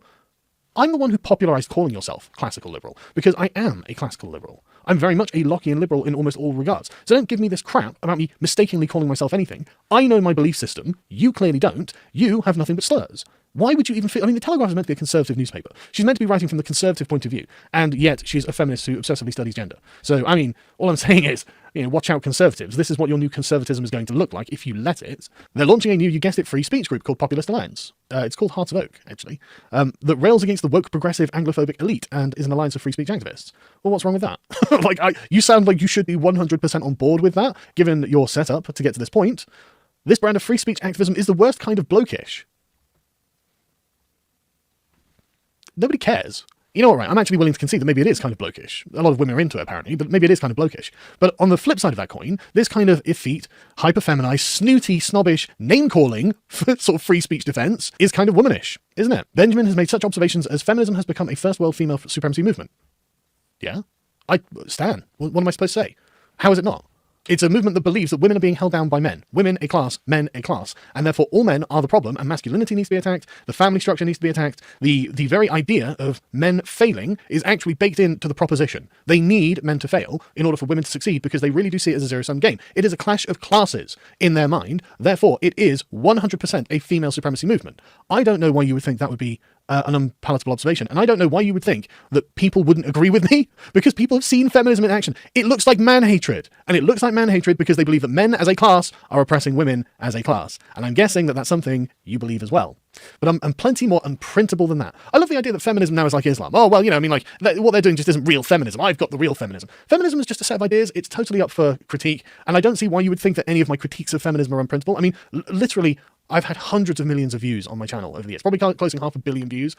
There's nothing that I say that's unprintable. I know because millions of people have watched it and heard me say these things. But anyway, under the heading of celebrating free speech, companies such as online store Childgirl have sprung to life. Whoa, young Zoe here speaking at the Cambridge Union. This is from... Thank you. I just first want to congratulate 9 years ago. Your Valentine's Day evening in a debate about the end of sex. I think it shows you've got your priorities right. Okay, so a year ago or so. So the debate is, this house believes sex has lost all meaning at the Cambridge Union. I interviewed a group of women for my book about being a single female in the West today. In particular, I was interested in the effects of strings-free sex on women. My interviewees' responses were instructive. Let's start with Susan, 28. Sex, having lots of it, was her MO. As she told me in terms of Sex in the City, she wishes she was Carrie, but she's more Samantha. To fulfill this persona, she doesn't personalize things. I am sensitive, she clarified, but I have a thicker skin when it comes to guys. I was curious about what this thicker skin when it comes to guys meant exactly. Susan clarified, with sex, I don't need to see their face. I don't really want to see their face. It's too much. I asked Millie, 24, if she could enjoy sex with someone she doesn't like. Depends on the sex, she said. Then there was Mona, 29. I mean, someone who doesn't want to see the guy's face during sex, I think there's something wrong. Any woman who's deliberately seeking out or engaging in promiscuous sex is mentally ill because it's so much against her own interests. Mona, beautifully groomed, intelligent, highly flirtatious, also fulfilled her duty as a modern single woman by giving sex the old college try. It wasn't the numbers of men she slept with that caught my attention, but the anxiety and pleasurelessness with which she discussed her sex life. In the first place, Mona could not begin to rate the experience as a success if she failed to make the man come. In fact, his orgasm was to be obtained in any way possible. Blowjobs that made her skull ache, enthusiastic performances and positioning, studied submissiveness. Anything to, in her words, get the job done. When the job was done, did she then enjoy herself? Sometimes, she said, but not really. It's hard for it not to be a performance. Did it help when the sex was meaningful, I asked? She sniggered. I wouldn't remember at this point. My argument tonight hinges on my conviction that sex is better when it involves intimacy beyond the thrusting of polished genitals and the expert use of luxe toys, and meaningless and thus pointless when it lacks that intimacy. I will argue that sex has been denatured, denuded, sanitized, and commodified into a series of exchanges that are motivated more by the grim acquisitiveness of the umpteenth metallic orgasm than by anything like proper chemistry between two people. The engorgement of the global sex industry and the more general flood of sexual imperative flowing around us has turned copulation into a never-ending performance, a performance that's all about short-term consumer satisfaction and display, rather than emotional or even intellectual eroticism. When Mona told me she couldn't not perform, she spoke for the hordes of women today, trying but failing to assume the powerful role in the sexual landscape of booty calls, fuck-buddy relationships, and strings-free hookups. So much sex, so many tiring calculations, so little proper pleasure. I'm going to take my argument up a notch. Sex has not just lost its meaning. that would make it a neutral act. Sex has become something else, something with a negative energy. It has mutated into the plaything of strip club impresarios and online editors who commission a grateful band of young women to go out, shag, and write about it in detail. Sex has morphed into a brand where sterile libidinousness and the agility of fake seduction pays big bucks. In other words, sex... Yeah, a woman who's willing to go out and shag and then write about it, they have not, generally speaking, gone on to happy lives. I mean, there is a wide thirst for female sex columnists because it's like, you know, watching a man take care of an infant or watching a woman parallel park, right? Like, why would someone so debase herself? When you read a female sex columnist, you're reading and watching someone whose soul is dying, who is destroying their future prospects for happiness, someone who is completely acting against her own best interests, someone who's breaking the hearts of everybody who cares about her. Sex has become porn's mini-me. Thanks to porn, with its brutish nihilism, a dark energy has oozed into the libidos of millions, even as it helps them come more often. It oozes off popular sites like Gag Factor, Anal Suffering, advertising a new suffering slut in agonizing anal pain every week, and Fuck the Babysitter. It oozes off gonzo porn, off the spanking, open-handed slapping, and gagging that happen in 88% of hetero porn scenes. I'm aware that any person speaking negatively of porn these days has to face accusations of being sex negative, some kind of hideous, out-of-date fun ruiner, and hairy in all the wrong places. And when she identifies as a feminist, she is seen to be letting down the side by viewing all women as helpless romantics unable to orgasm without a diamond on her finger and a house in the burbs. I'll take that risk, because porn is massive, worth around $96 billion, 13,000 properly produced films released each year, 450 million internet pages. Okay, and her numbers are just way off, so she doesn't know what she's talking about, no surprise. And that she's apparently engaged in a lot of this promiscuity herself shows that how removed she is from her own best interests. Pages, and a fast rising number of people reporting for porn addiction therapy, women as well as men. With such a tsunami of distended groins throbbing in the ether, it's no wonder sex has become desensitized. Not just for us, but for the next generation too. How can it not? Boys are commencing their life sexual journey with lashings of gonzo on their iPhones under the desks at school. And even if you or they don't tune in to Gag the Babysitter daily, porn's message is clear everywhere, in everything from the strip clubs both men and women frequent, to car ads to Super Bowl halftime shows. The mainstream displays of perfected female sexual readiness and hot bulging men on billboards, TV ads, and elsewhere are merely porn's more tasteful backdrop. Perhaps I'm being dramatic, you say. After all, people can compartmentalize. They can separate real life sex from porn. But I would have to disagree, because porn is in our brains and in our bodies, not... So this is at the Cambridge Union, so pretty much everyone there will be middle or upper class, and you don't see upper class women walking around with bad legs. If you see upper class women in Britain walking around and you see their legs, they're always good looking legs, because if you're chubby or you have bad legs and you're a member of the upper class, usually you have the sense to cover things up. So these are the creme de la creme of British society. Not just on our screens. I don't know if anyone here remembers Duke University student Karen Owen, a prime example of how pornographic norms can be internalized to the detriment of sexual meaning, not to mention mental and physical well-being. In her 2010, after her 2010 fuck list went viral, this was a PowerPoint presentation that ranked every member of the Duke lacrosse team she slept with. What was notable about the fuck list was how awful the sex sounded on every level.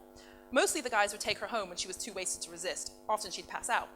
But when she didn't, her analysis of their body parts was razor sharp. It was as if she carried a protractor and ruler with her to get accurate readings of their penises. Sex seemed partly about dimensions for Karen. The other part was about roughness. She described liking the bruises she often had the next day, of being barely able to walk. Hard and fast was her watchword. The rougher they were with her, the more she felt it was a success. There was no mention of pleasure in any of her PowerPoint slides, however. Scorn for her ravagers was the main point. People loved it. Owen was hailed. Yeah, because it's so bizarre and so self-destructive. You remember the Karen Owens Duke grad student sex What's up, guys? PowerPoint? It's October 7th, 2010. This is One Question a Day, and I am Pete Moss. All right, today's question is something I've seen on the news today, pretty interesting. A Duke graduate student, she graduated in 2010. Her name is Karen Owen. Now, Karen Owen is a hoe. You'll see what I'm talking about. God damn, it was 42 dudes. Okay, so what Karen Owen did is had sex with 42 dudes, 42 of them, and that's a lot. And I don't know how long over the time was, but I posted a link in the description. I hope it works. To the actual list where she would put in their pictures or Facebook pictures of. She actually exposed these guys. Now, I know a lot of times when people have sex, like, you know, you'll tell your friends about, I met this girl last night. She's saying I had one of her legs stuck up here. And, and girls, y'all are probably worse than guys are. You talk about sex. And, that wasn't really so much different. But she publicly went, and these were athletes at Duke University also. So how much did she invade their privacy? And each one of the guys she did like a report on. and on their performance, size, longevity, like, was it good, was it bad? I mean, I've seen some of the quotes. One guy was really small. The very first guy, it was over too quick. You're a minute man. You're a minute man. Subject number 1, she referred to him as. I think it was subject number 12, which was probably would have been the kind of quote I would have got. She said it was the most amazing sex I ever had. Now, when I watched the story, they didn't show the complete story she wrote on each guy, and I don't really want to hear about her sex stories with these guys. But so today's one question is, how do you feel about these guys' rights? Did she violate them? You know, the guys that she give good reviews probably could care less. Maybe they do. The guys that got the really shitty reviews, like you didn't last long enough, you weren't worth the shit, your dick was little. Those guys there, they might be upset, but this girl's already had book and movie offers already. Is she entitled to? Are those guys entitled to compensation from any money she makes from it? You know, I don't know. I'm kind of undecided on that one. I would have turned it out, so I wouldn't have a problem. Like, I'd probably tell her, I'll tell you what, you let me be in the movie, girl, and I don't want nothing from you. Just put me in the movie. And Now, do you guys remember the story of a Duke University student who jokingly created an entire thesis about her sexual exploits on campus? Her name is Karen Owen, and while her writings left many a Duke University athlete with either a tarnished or perhaps a heightened reputation, thanks to her detailed account of how good they were in bed, well, it actually spread far beyond that, and it took the news world by storm.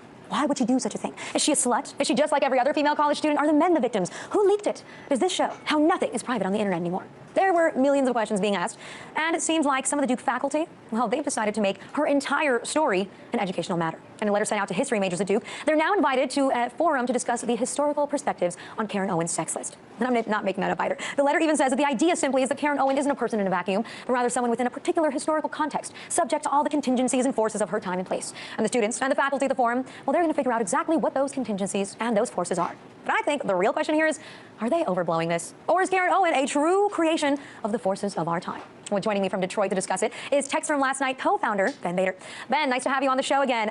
I guess, good to be back. You know, give me your opinion first. Do you think that this kind of a story, this sex list that she made, really deserves to have its own forum? You know, I don't know. I don't see this being anything new. I mean, it's new to the masses. And I mean, fraternities had this for years. I mean, I know many sorority girls that would talk about their exploits at length quite a bit.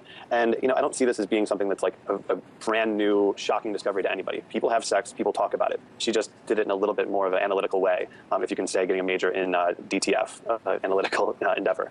Well, that's what I was wondering, right? If you were a participant at this forum, what would you say the historical contingencies and forces are of Karen's time and place, aside from the fact that, I don't know, I guess college girls these days are kind of slutty?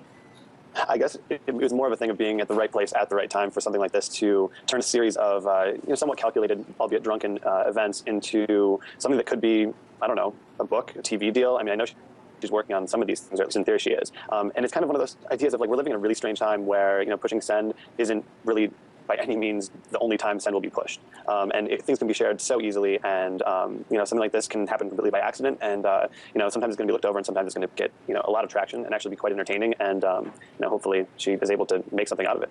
How much do you want to bet that Karen Owen is one of the people that has sent a text from last night to your website at some point or another? You know, honestly, I think that there was one that we might have gotten, and it was the bringing him home back to my room sex with all the exclamation points. I'm pretty sure that was sent in. It must have been her. You know, has anybody ever held an educational forum about text from last night about your website? Because you could say that your website is like Karen Owen's story, but just, you know, amplified times a million. Well, on our Wikipedia page, they mentioned that, and we didn't write our Wikipedia page, but they mentioned that there was a deeper sociological subtext to Text from Last Night, which we found pretty entertaining. We just looked for things that make us laugh, cringe, or I guess think a little bit. And it's kind of funny that you can look at it in a much deeper way, just to think, what does this mean about society? What does it mean about our generation? I just think it means we'd like to have fun, and we're a little bit more open to talking about it, but we'll let others decide, I guess. Yeah, I wonder, you know, I mean, Duke University, it's not an Ivy League, but this is one of the, you know, a very well-established, well-regarded universities in this country. You'd think that they would take on subjects that seem a little bit more serious, because to us, I mean, it's just, I don't know, that just seems like that's how young people are these days. But I guess you could say that it's these older professors that are trying to get into the young people's minds and really figure out what's going on, or are they just trying to prove that they're, you know, cool with the times, that they're holding a forum on this? Well, I think something that got this much attention is a little bit too big to ignore, and especially the fact that it happened on Duke's campus. I mean, in the past, I don't know their official stance on our friend Tucker Max, but I know that's another Duke story that, you know, maybe they missed a point of you know, discourse about that topic, and now this is kind of them making up for it. And I think this is honestly kind of one of the more interesting stories that come out of this internet age, and this, I lost my video real quick, come out of the, you know, internet age and people growing up digitally. You know, we're prone to share whether our names are attached or not, and I think they're jumping in at a good point to have, you know, an honest discussion about what's happening and what this means for future generations. institutions. Now, tell me this, because maybe you and I see this differently because I'm a female and you're a male, but, one of the stories that I found to be so absolutely just, I don't know, I guess disgusting and disturbing was when we heard about frat boys at Yale that were walking around chanting, yes means no, or no means yes, and then yes means anal. I mean, I feel like that's something that universities should be holding forums about, and how can we fix that kind of culture and that kind of a mindset? Not necessarily, a bunch of guys that got written up about, how well they did in bed, but maybe that's just my female insensitivity talking. Well, no, I don't think so at all. I think that you make a really good point there. And I think that one thing that this talk will do is kind of make people a little bit more comfortable with the fact that, we can talk about sex openly and that there needs to be this kind of communication so we don't have people running around saying that no means yes and yes means anal. And that's obviously nowhere near what reality would say. And, something like this, I guess, might be a little bit easier to swallow for, academic discussion, even though maybe the more important discussion is, what you brought up. But I think sex as a whole needs to be... Okay, New York Times story here from 2015. There is life after campus infamy, how 5 people recovered or vanished after intense scrutiny at an early age meaning college. So Jenny Ringley, alma mater, Dickinson College, major economics.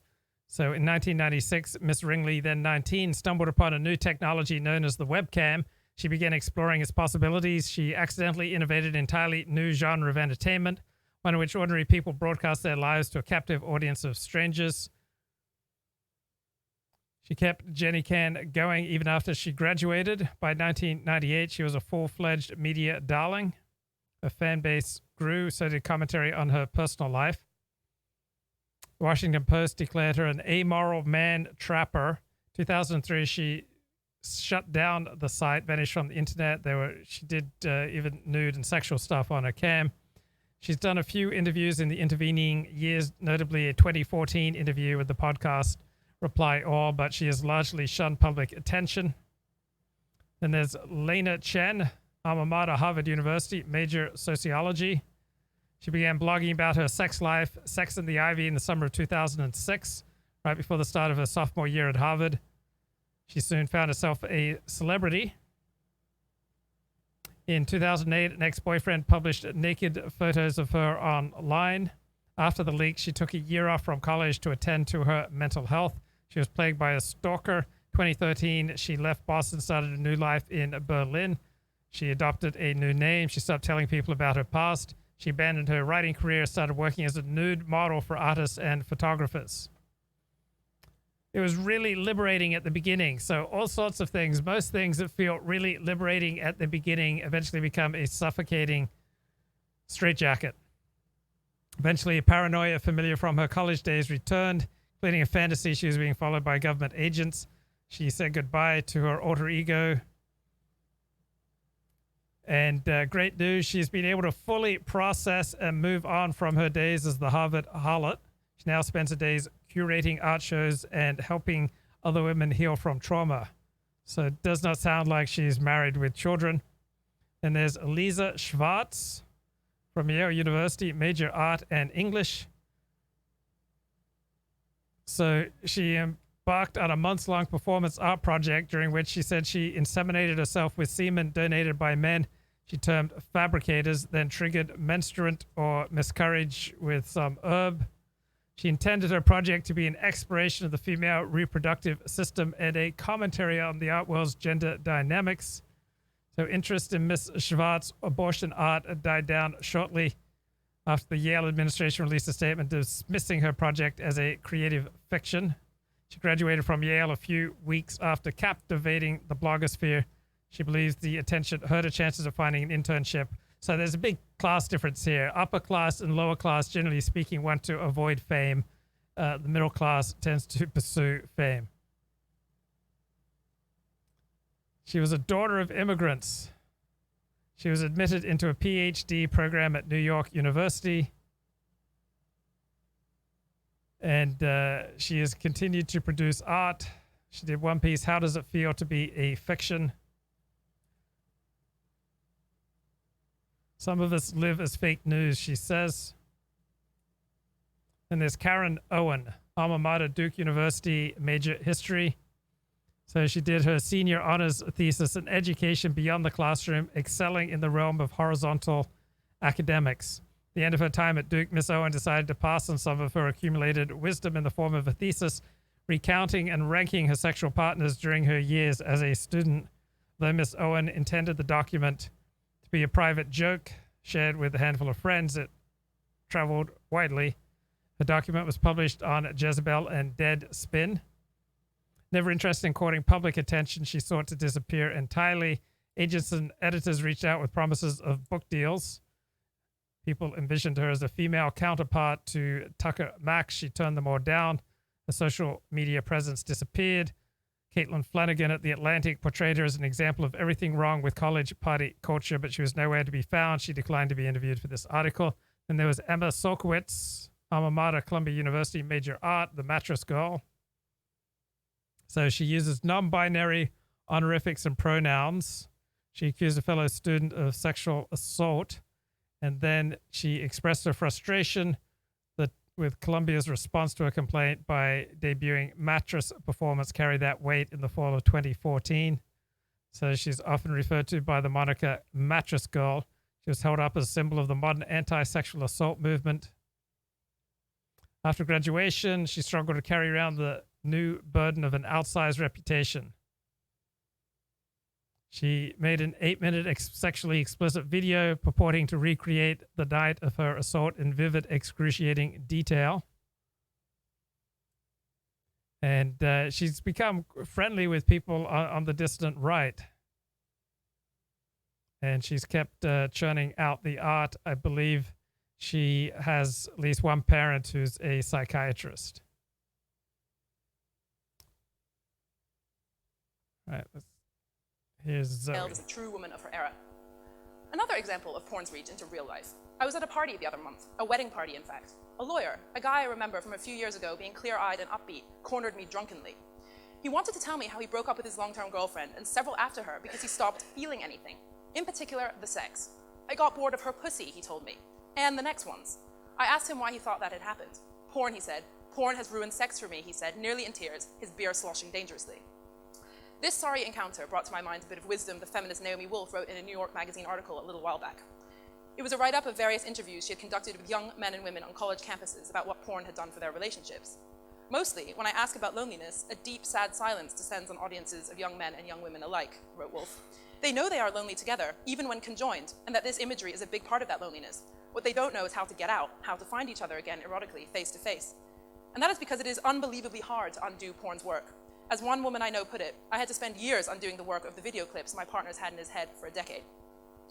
Now, a debate about sexual meaninglessness would not be complete without some mention of pubic hair. And here I offer you this tidbit from porn scholar Gail Dines' book, Pornland. Dines is reporting on a lecture she gave to some students at a large West Coast university in spring 2008. The female students spoke openly about how they preferred a totally hairless pubic area because it made them feel clean, well-groomed, and hot. Fine, but when the conversation turned to their boyfriend's preferences, things got distinctly less hot. Dines recalls that the excitement in the room gave way to a subdued discussion of how some boyfriends had even refused to have sex with non-wax girlfriends, saying they looked gross. That's right, gross. One student gave his girlfriend a waxing kit for Valentine's Day, and I really hope none of you have done this, while another was overheard sneering to a friend about his girlfriend's hairy beaver. When sexual appeal is about waxed vaginas above all else, I think it starts to become pretty clear that sex has lost a good deal, if not all, of its meaning. To conclude, the hypersexuality of modern culture does not mean we've been sexually liberated. On the contrary, it is creating an ever bigger void where the real thing, the human exchange of something other than just fluids, is meant to be. Without doubt, I'd rather be numbly hypersexual than stigmatized or restricted in my choices.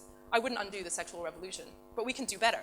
We should be carving out a sexual landscape in which it is considered neither uncool, regressive, anti-feminist, nor Tory to value meaningful sex and to not value meaningless sex. Okay, so now this is about 9 years later, and she's 38 and alone. So I don't think her approach has turned out very well for her.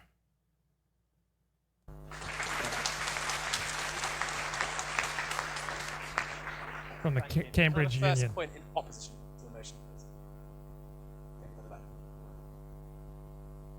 Suyan, Churchill College.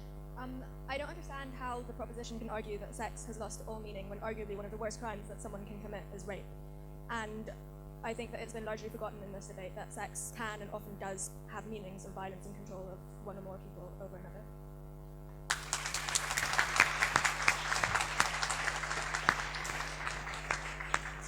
And has anyone got a point in abstention of the motion? That means you're not voting for or against it.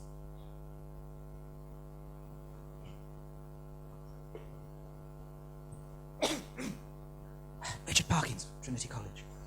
Mr. President, by the time you get to my age, who cares if it has been?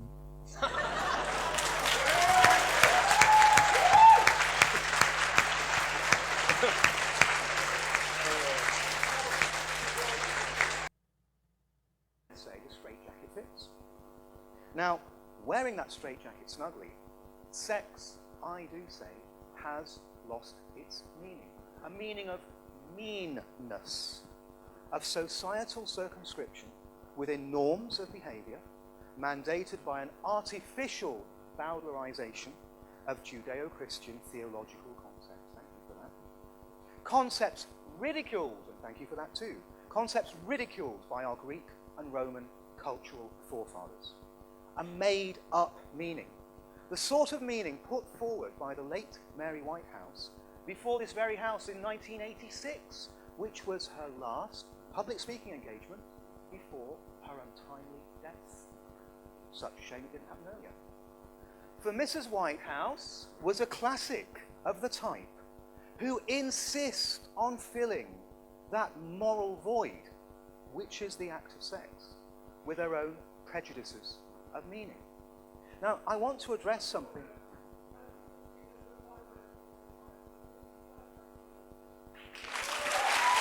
Boy, I wish I could hear that.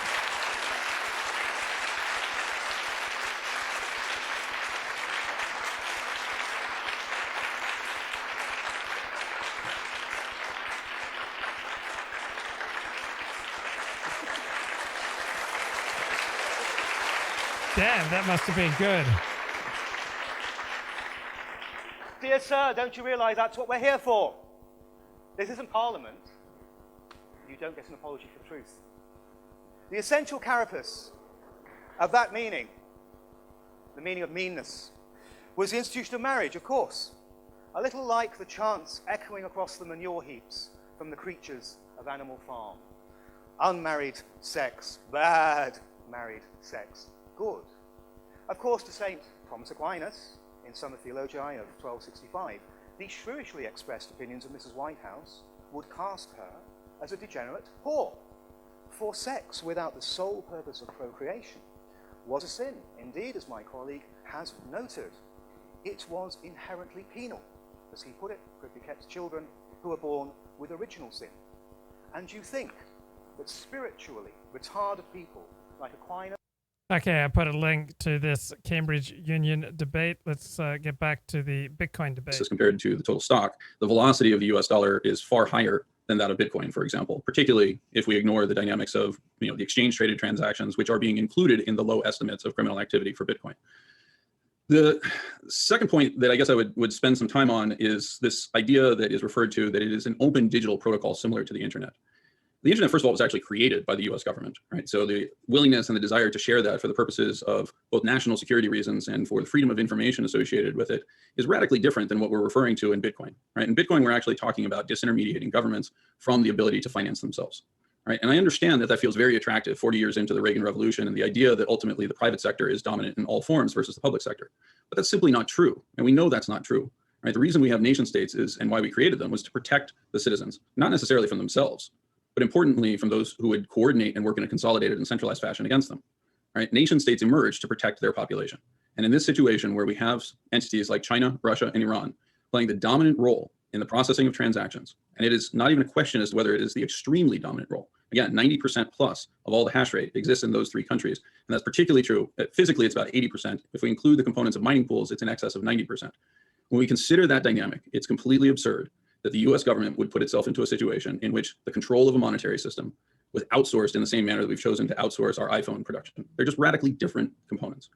I would also highlight the fact that while Pomp is familiar with this space, he's far from a technologist, right? And the actual dynamics of the security of the network have changed radically.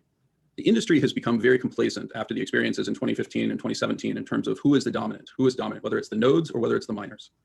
The problem with the Bitcoin system is that it ultimately relies upon economic incentives to keep things flowing. The current estimate of how much it would cost to shut down the Bitcoin network, in other words, the foregone Bitcoin that would be received from controlling the mining operations, if, for example, China were to decide simply to start mining empty blocks and continually solving the elliptical math cryptographic problems associated with Bitcoin, and releasing empty blocks into the system, continually presenting them to the nodes who would refuse them, but are unable to prevent the processing from going forward. The total cost of that is around $7 billion a year. For a nation state, that's nothing. This is an incredibly vulnerable network. The fact that they haven't moved against it yet tells you that you should be extremely suspicious that there is something else at work. I'm going to let you jump in, but if you could, in your answer, Mike made some pretty technical. Okay, so there's a long essay on current affairs, which is pretty good on Bitcoin. It's linked in the video description. So Bitcoin is essentially, it's a made-up alternate system of money built on blockchain technology, so you can transfer funds from one person to another. Theoretically, if you're tech savvy without going through a bank or a payment processor. So because you don't have to use a bank, though almost everyone will because it's so complicated, you can easily transfer Bitcoin from person to person, and it's private in the sense that you don't have to give anyone your credit card information or even your name to transfer funds. This makes it particularly attractive to criminals. It's a digital equivalent of cash, easy to hide and tough to trace, and not tied to a national government, so it can be used around the world. So this essay claims Bitcoin is downright fraudulent. It promises people benefits that they will not get. It tries to trick them into believing in and spreading something that will not do them any good. When you examine the arguments made for using cryptocurrencies as currency, rather than just being wowed by the complex underlying system, the case for their use by most people collapses utterly. Many people believe in cryptocurrency because they have swallowed libertarian dogmas that do not reflect how the world works. Let's start with the basic premise of being decentralized, safe, and anonymous. So nobody likes centralization. But if you get past the rhetoric, well, when you don't have centralization, it means that you have no guarantor against fraud. So very few people have lost their bank accounts due to, violating terms of service, right? Main problem people have with their banks and their credit unions do not have to do with the fact that an institution is holding their money. When we examine whether Bitcoin can function as an alternative currency for the average person, we see that all of the grand claims for it fail entirely.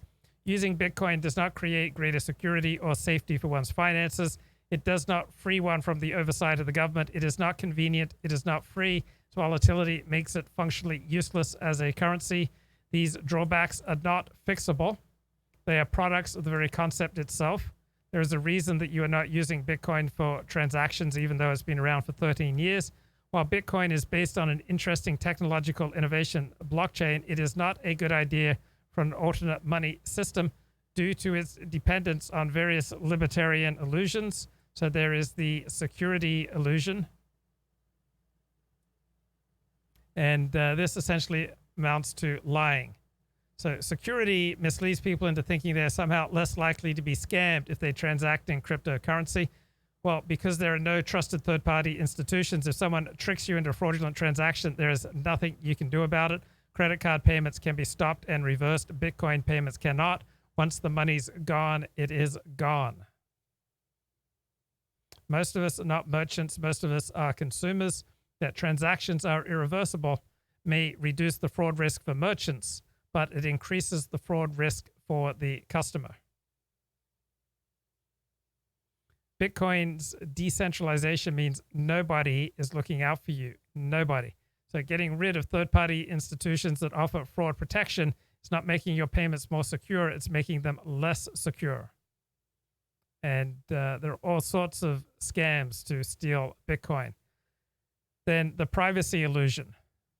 Right? Most people are going to trade Bitcoin through exchanges like Coinbase. Right? The very idea that Bitcoin is anonymous is highly misleading.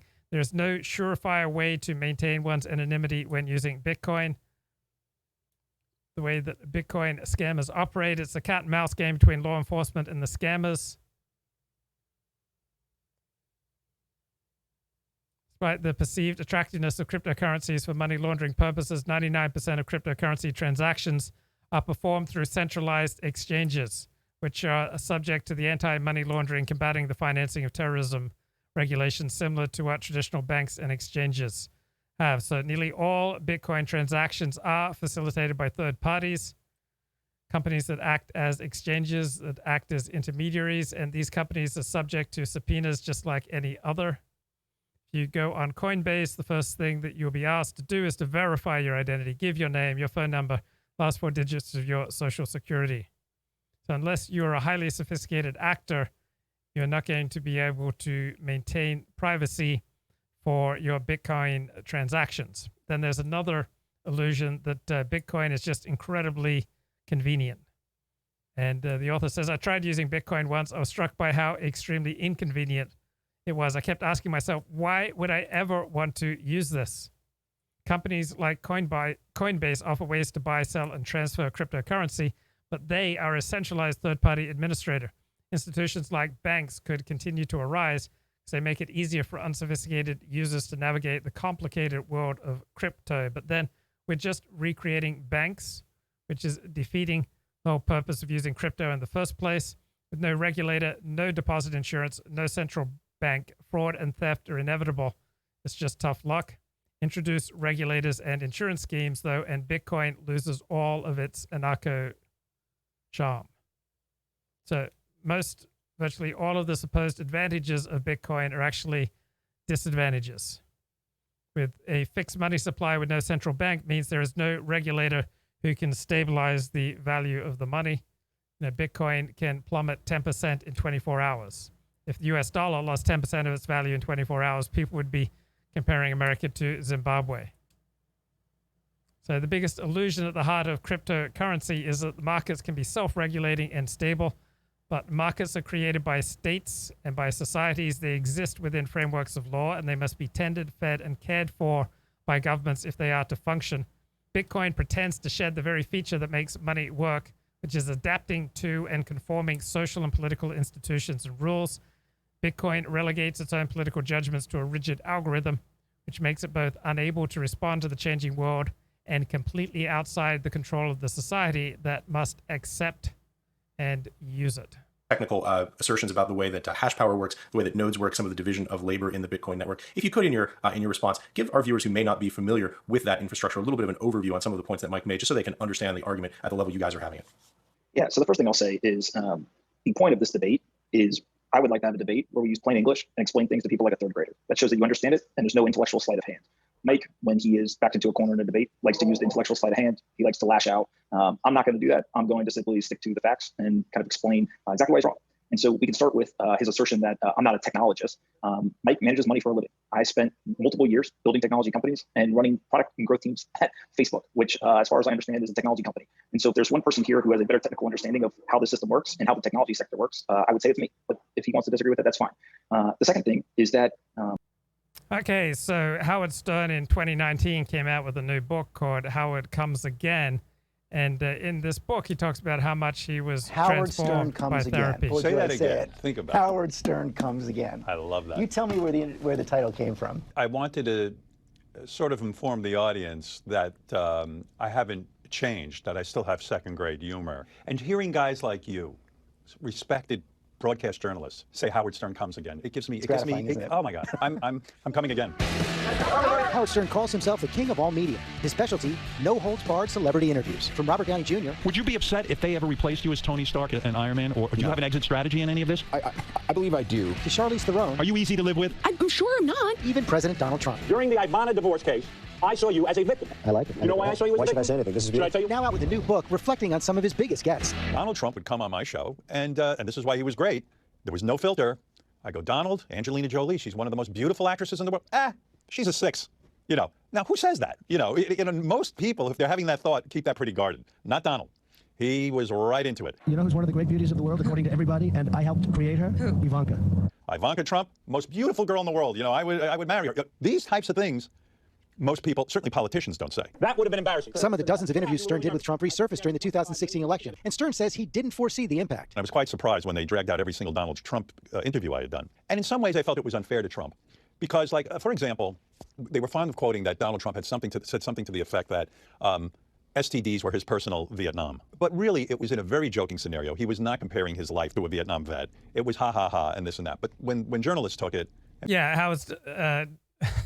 Donald Trump said that essentially dating in the age of AIDS was his own personal Vietnam. Made it serious. I thought it was a little bit unfair. Do you feel that in some way you helped make him president? Absolutely. Because Donald would come on my show. I mean, look. Does it make you feel bad or good? Well, look, I did not vote for Donald Trump. The way I helped Donald was I let him come on and be a personality. Whether you like him or not, people related to him as a human being, whether you love him or hate him. He's a master at talking like a dude. Stern didn't take candidate Trump seriously at first. I don't think he thought he was going to win, and I don't think he expected to win. I think it was a publicity stunt. And what I mean by that is, when he put out his first book, Art of the Deal, they said, why don't you announce you're running for president? And it'll help sell books. It'll get you on every show. And if you go back and look in time, that's exactly what they did. He never announced he was running. He was going to run. What happened, I think, with this time was the Apprentice ratings were going down. NBC was balking at giving him a big contract. And lo and behold, I'm running for president. But once Trump became president, their personal and professional relationship changed. The turning point in my relationship with Donald was he did ask me to speak at the convention. And I had to say no. Were you tempted at all? Well, since I was a Hillary supporter, for a minute I thought, well, I'll go up and endorse Hillary, which would have been a great moment. You wish you would have done that now? No, I wouldn't do that to Donald. You know, it's a weird relationship I have. Donald was at my wedding. He was always very nice to me. But you don't want him to be president, but you can't help like him? I have a real problem. As you can tell, I have a real problem with what's going on, so I'm very conflicted now. You know, the guy I knew I didn't know this was him. I don't believe his stance on abortion, for example. The Donald I know, I think he probably needed to get a few people abortions. I don't know what he's doing. It is really unthinkable to me about what's going on in the country right now. Stern describes how during the 2016 campaign, he was running his own campaign to get Hillary Clinton as a guest. She doesn't know about I'm in therapy and doesn't know what I really wanted to do. I didn't want to ask her about her sex life. I didn't want to ask her about Bill Clinton and his affairs or any of that. The woman has devoted her life to public service. Why? What is it about public service? What is it that drives her? What was her climb? I thought that perhaps if she came on my show, we could have stripped away some of the pomp and circumstance or the tightness that comes with running for president. And like Donald, she could have been seen in a different light. And you believe if she had done that, she'd be president? That's an arrogant statement. It came down to a couple of states, 70,000 votes. On SiriusXM, we have 33 million subscribers. If Hillary could have come in and maybe persuaded 70,000 people out of those millions of people that listen and come off in such a way, maybe we'd be looking at a different scenario. Stern's platform is powerful. Bask in my glory, respect my total domination of the media. Basically, humble yourselves before me. And he built it through controversy. We can laugh, we can play, we can do whatever the F we want. And at times indecency. Because I know I'll be the first one to contract herpes here at this radio station if that toilet isn't well cleansed and covered. But now Stern doesn't want to be just a shock jock. That interests me zero, being as dirty as I want to be. In his book, he writes about regrets for some of his past behavior, saying he was self-absorbed and had a hard-ass pose that no longer works. He doesn't even want people to read his other books, including the 1993 bestseller turned blockbuster, Private Parts. Right now, you're getting a look at a live broadcast of the Howard Stern Show. And you're licking whipped cream off a kielbasa? It just doesn't represent me anymore, so it's hard for me to go back and look at it. Those books, they could be hurtful, and they were a little too intense. At that point, my attitude was it was a scorched earth policy. I'm going to blow you out of the water. I'm going to be pure id, and bam, let it all out. That was my approach. That's a little bit like my early years of blogging stardom, 1998, 1999. It was just kind of full on, just willing to take down anyone, but was not a sustainable model. So also, like Howard Stern, I had years and years of therapy, which opened me up a little bit and softened me. The radio. Was that a conscious approach then? Or was it just you? No, it was a conscious approach. No, that's what I had to do. But it was me. When you're on the radio and you're trying to attract an audience, everything is intense and everything is super blown up. When you read this book, it doesn't sound like you like that guy that much. I'm not in love with that guy that much, and it's hard for me. I never was in love with myself, and I think that comes across in the book. I have problems, but I have learned through therapy, maybe I could love myself a bit and love what I'm doing and really throw myself into it. And it's been So Howard Stern may well have become a better man through therapy, become more well-adjusted and a far inferior talk show host. I mean, he's an absolute shell of himself. I've never been a Howard Stern fan, but I don't know anyone who thinks that the Howard Stern show today is better than it used to be. A long process and a long journey. It began with a split from his first wife, Allison, in 1999, a wake-up call that led him to therapy. It's a little bit like with athletes. When they find Jesus, it almost never leads to improved performance. When a famous athlete finds Jesus, it's usually a signal that their career is about to go downhill or is already going downhill. So they may well become a better person, but an inferior athlete. So often the drive, the selfish drive to be great that characterizes most athletes is watered down when they get religion. I'm scared out of my mind. I've been married most of my life. My daughters are the most important thing in the world to me. How do I, as a man, have a relationship with my daughters outside of, if my wife is no longer there to facilitate that, how do I communicate that? How am I going to have a successful relationship with any woman, or man for that matter, if I don't know what's up? It's interesting. Nobody has anything negative to say about his current wife. So by all reports, Beth is just a wonderful lady. What's down. And when I got into therapy, I had to start learning how to be a man. I didn't have any lessons. Being listened to in therapy helped him listen more on air. Yes, millions of people were listening to me on the radio. But I was telling stories. I'm primarily being funny and provocative for my audience. But I'd never really been alone in a room with a man where he heard me and listened to me. So how many stand-up comics have become funnier when they become more well-adjusted? It's probably that edge that makes them socially maladjusted that also makes them funny. And so when they get socially adjusted, I would expect it probably leads to a decrease in their humor. So, for example, when you study the Alexander technique, you learn to let go of all this unnecessary tension and compression, and you become much calmer and more serene, where you don't tend to do great comedy from a place of serenity. First session I went in, I'm sitting there, and I'm doing some of the best radio routines I've ever done. I'm doing impressions of my mother. I'm doing impressions of my father. Yeah, this is something that I was doing a lot in my first year or so of therapy. I'd go in and perform. I'd talk about, the amazing blowjobs I'd gotten and how I picked up this girl here. And it took a little while for me to move on from just performance to getting honest. Be the best patient. Best patient, because I got to be loved. And he turned to me and he goes, none of this is funny. And I was like, well, hey, I do this for a living. And he goes, no. He goes, why don't you get real with me? That's what a lot of my therapists would say. I would be laughing and joking and making light of incredibly painful, humiliating, embarrassing, deflating, horrifying experiences. And I'd learned to deal with them by making fun of them, but I had not come to terms with them. So therapy was learning to let go of my need to make everything a joke. Some of what you're telling me sounds very sad, and yet you're laughing at it. Well, this was mind-blowing to me. No one had ever said that to me, and I had never had a real conversation like that before. And as the years went by, I got more and more turned on by being listened to. Quite frankly, I was actually very uncomfortable with it. And now, the Howard Stern Show. There you go. Thank you, George Takei, our announcer. The move from traditional radio to subscription-based satellite radio gave Stern the room to grow and reevaluate his controversial style.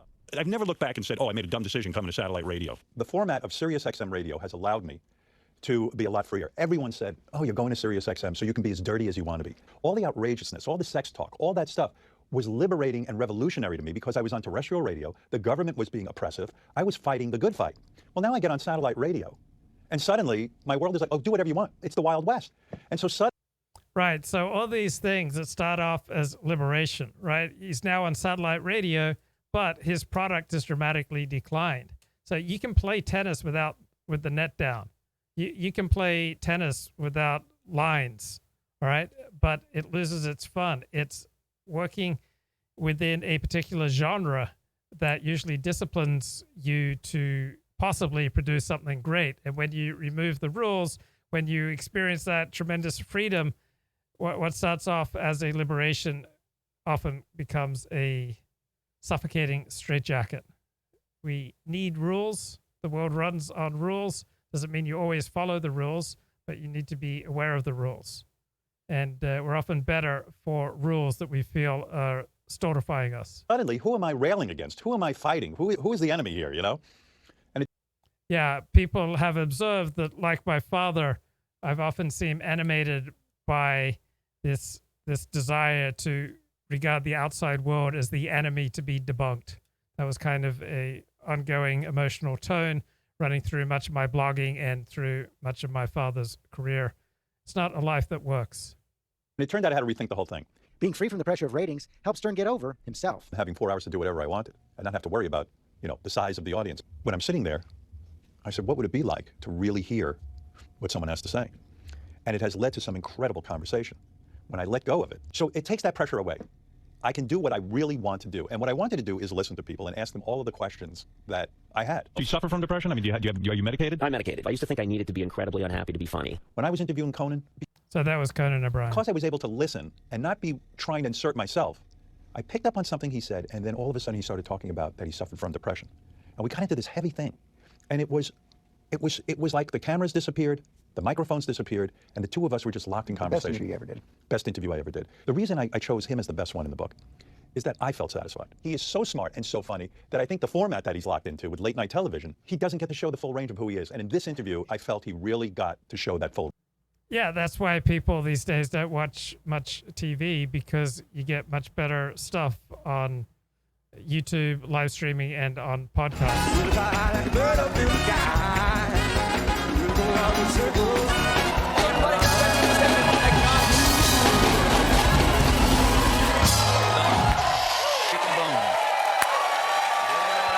John, an exciting May. It's been a really exciting May so far. We've had some amazing shows so far this week. Really enjoyed. You know, tomorrow night, I'm very excited. We have Senator Kamala Harris is going to be in the show tomorrow night. It's going to be always good to talk to you about the campaign. And I'm looking forward to that. But right now, I cannot wait a moment more, ladies and gentlemen, because my guest tonight has spent 4 decades entertaining us. His radio show is exclusively on Sirius XM, and his new book is called Howard Stern Comes Again. Please welcome the king of all media, Howard Stern. Okay, so yeah, Howard very much did all media to promote this book. Howard Stern, his new book is out this morning, and we spoke about his personal evolution in recent years, sparked by some intensive therapy. What was the first thing that got you in? I was going through a divorce. I'm the father to 3 daughters. I didn't know, I was scared out of my mind. I had been married most of my life. How am I going to have a successful relationship with any woman, or man for that matter, if I don't know what's up and what's down? And when I got into therapy, I had to start learning how to be a man. I didn't have any lessons. I didn't really have that level of communication with my own father. So you're learning how to become a man. When does it start to become apparent in your interviews? I had never really been alone in a room with a man where he heard me and listened to me. And I describe in the book that when the first session I went in, Outrageous on-air comments helped make a legend of radio host Howard Stern. So how does that reputation stack up today? Let's find out with Tracy Smith. This is what heaven might look like when you finally get there as a broadcaster. This is the house that Howard Stern built. This is my favorite channel on Sirius. Over the past 13 years, the so-called shock jock has helped Sirius XM satellite radio grow from a fledgling experiment into a 33 million subscriber empire. But diehard fans know the more shocking development may be the evolution of 65-year-old Stern himself. People assume they come here and it would be the raunchiest show on the planet. Right, that you go totally X-rated. Yeah. No, that's boring. Ladies, what would your man say is your biggest turn on? Sure, there are still plenty of juvenile bits about sex and bathroom habits, but there are also moments like this. Actress Charlize Theron talking about how a Hollywood producer hit on her. I knocked on the door and he opened up the door and he was in his pajamas. Oy. And then we sat down and we started talking. He sat very close to me. That was strange. The drinking bothered me. I was like, doesn't feel right. Time and time again, when celebrities sit down in Howard's studio, they reveal personal stories they maybe haven't shared with anyone else. You had it. I had prostate cancer a couple of years ago. Why do you think it is that celebrities open up to you? I think what happens is and I've spent a lot of time reflecting on this. You know, my whole career has been about honesty, painful honesty. You know, penis size, insecurities. I hate the way I look. Like right now, I'm so aware of this camera and I have my glasses off and I look horrible. You don't. Yeah, well, thank you, but I feel that way. And so, you know, I think that kind of honesty, when people walk in, they feel that expectation that maybe they should open up.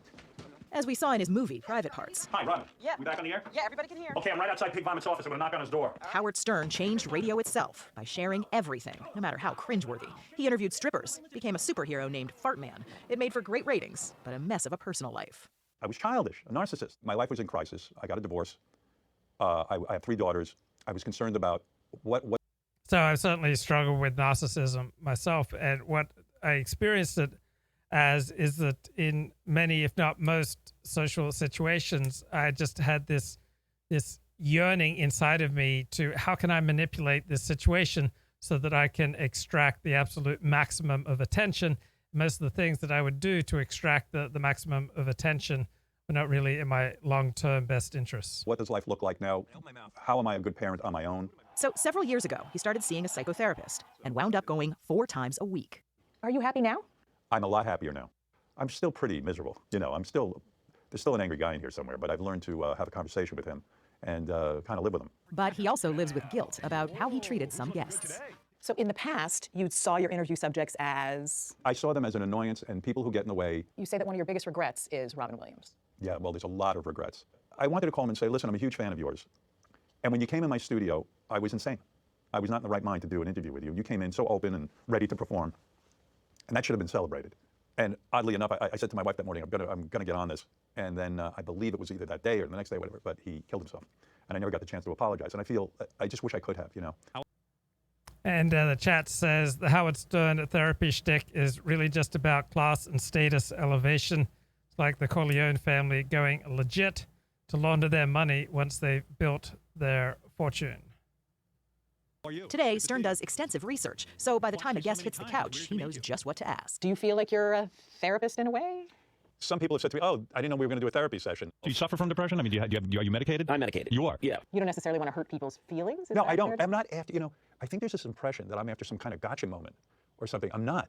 I'm after really having a great conversation with someone. He's compiled his favorite interviews into a book with a title that shows he hasn't changed that much. It's published by Simon & Schuster, a division of CBS. Yes, of course! Oh my God! So what do you say to those folks who dismiss you as this vulgar guy? You know, I'm not going to read his book because he's that, you know, potty mouth guy. Well, I'd like to say to them that I think if they read this book, and you can learn something from, what was it that drove them? What are they struggling with? There's a lot of human drama in these conversations. But there was a meeting where John came in and said, "Hey guys, I'm leaving the group." Along with big gets like Paul McCartney and Madonna. Oh, that's how I flirt with people. Look at that, multi-billionaire Donald Trump. The book includes several interviews with Donald Trump from the 1990s until right before the election. Donald knows how to communicate. You say he's one of the best guests. He is one of the best guests ever. Why?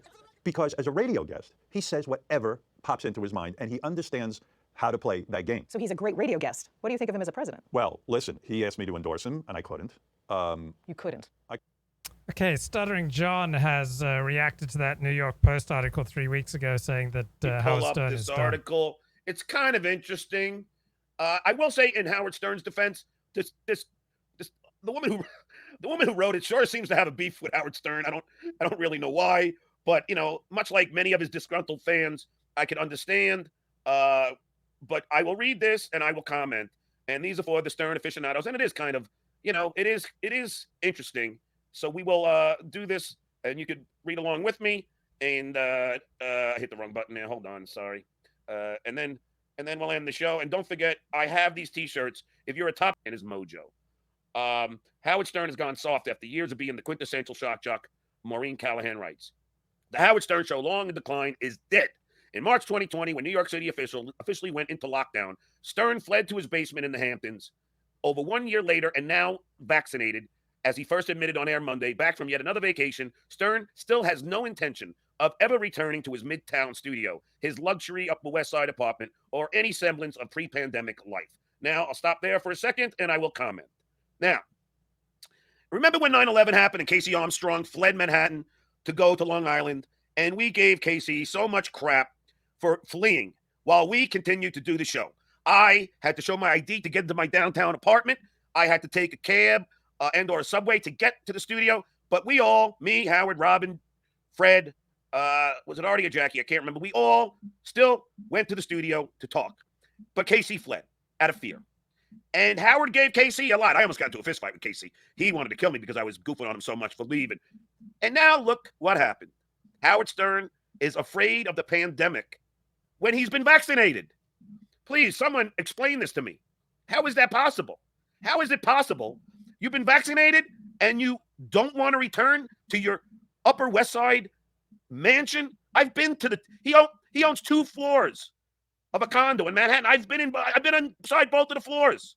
Beautiful, beautiful 2-story mansion. And now he's afraid to go back. You know what it probably is? He just doesn't want to deal with his staff. I think that's what he said in his last thing. He knows he's a narcissist, and he doesn't really want to deal with anybody. I don't blame him, because who wants to look at Baba Booey's face in person? But still, you know, I mean, come on, Howie. Okay, I digress. Let's continue. So, as Maureen Callahan writes, the Howard Stern who stayed on air as planes flew into the World Trade Center is unrecognizable. True. Things will never get back to normal, he declared just 2 weeks ago. I do not believe the pandemic will ever be over. Okay, now, let's just address this one. He doesn't believe the pandemic will ever be over. What kind of pessimistic bullshit is that? I mean, look, I'm the glass is half full kind of guy, Howie. But you're obviously the glass is half empty. The pandemic will never be over. What are you going to, now not go in the bathroom since most accidents happen in the bathroom? I mean, where else are you going to put on your wig? I mean, and dye your hair. I don't understand how you are so afraid of the pandemic when my mother, who's, I'm not going to say her age, she doesn't like that, but she's in her 80s and she's still going out. My mother, and you don't want to go out? What kind of pussy are you, Howie? I continue. I mean, Dr. Fauci would go, shut up, Howie. The pandemic will be over, or at least it will. Herd immunity is around the corner, Howie. For one, Maureen Callahan writes, for one constant listener like me, this is heretical. I don't even know. Especially here in New York City, where every single neighborhood is struggling to survive. Also, Howard, this pandemic will end, even though you, a germophobic recluse, clearly wish it would not. But such sentiments have defined Stern's show and attitude this past year. Pessimism, like I just said, anger, and a worldview that shrinks ever inward, limited in size and scope to the basement, the literal and metaphorical dwelling place of this once great show. Stern, 67, renewed his contract with SiriusXM last December, signing for 5 years, and I've been saying this all along, at a reported $120 million per year. This is incredible considering he works 3 days a week, Monday through Wednesday, broadcasting maybe 3 hours per day, about 112 shows per year, which is his birthday, coincidentally, with 253 days off. That's a salary of over $1 million per show. Now, come on, people. He's making over $1 million for 3 hours of work. Hey, God bless him. If he can make that kind of money, God bless him. But I just can't understand why Sirius is paying him. He's not an influencer anymore. Nobody's listening. Even Tim Sabian told me the numbers are so way down. But yet, SiriusXM pays him all that money while they fight me on the money that they owe me. Unbelievable. And while they get rid of Jason Ellis and I believe Jenny McCarthy to pay this bloated salary for a guy who hasn't been in the news. I mean, the only time he makes the news is for stories like this. The last one was when he was a Scrooge, which was the last time I talked about him. Now we go back to the article. All right. Okay. So a lot of people are talking about different ads for the military in the United States versus Russia versus China. So Army recruitment ads. So Joseph Cotto just tweeted at me, Luke, you still believe the 21st century will be the American century? Yes, because military power, a country's power and dominance is not determined by the type of ads that they put out. You can put out some silly ads, doesn't change the strength and reach of your military. There's a Chinese military recruitment ad. 一声道，是一句承诺。军长同志，营房前准备完毕，请指示。什么？战。一声道，是一种割舍。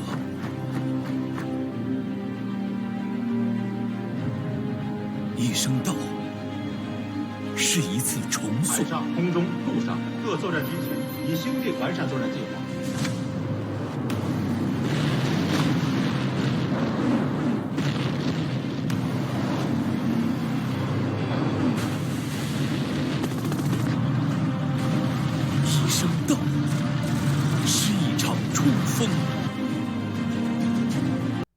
China is so incompetent that, I mean, they had this 73-story building that people were running out of because it was like tipping over like the Leaning Tower of Pisa.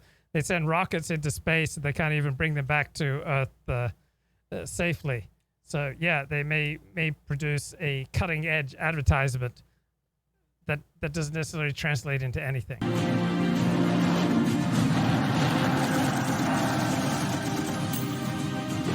我们用生命扛起使命，我们用忠诚筑起长城，改革强军，征途如虹。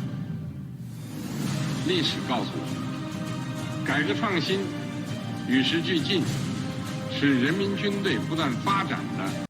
Yeah, okay, let's have a look at the great shaking skyscraper that people come rushing out of. I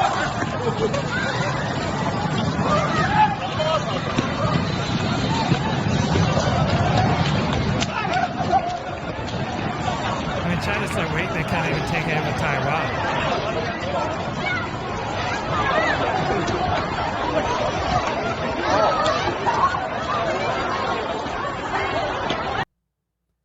the BBC reporting, shaking Chinese skyscraper sends shoppers fleeing.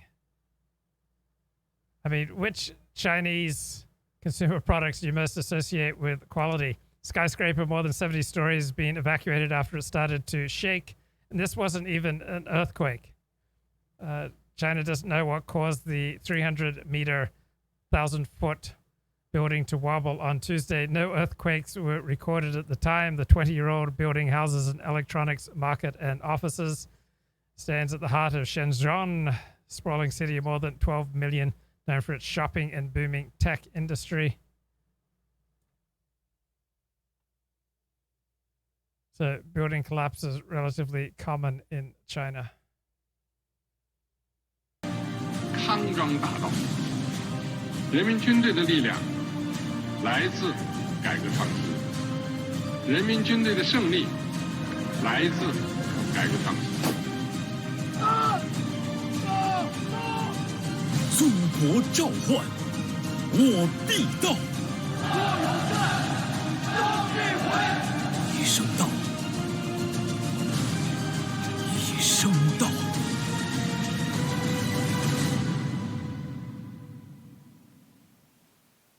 Это первый. Okay, here's some video of that 70-foot tower shaking.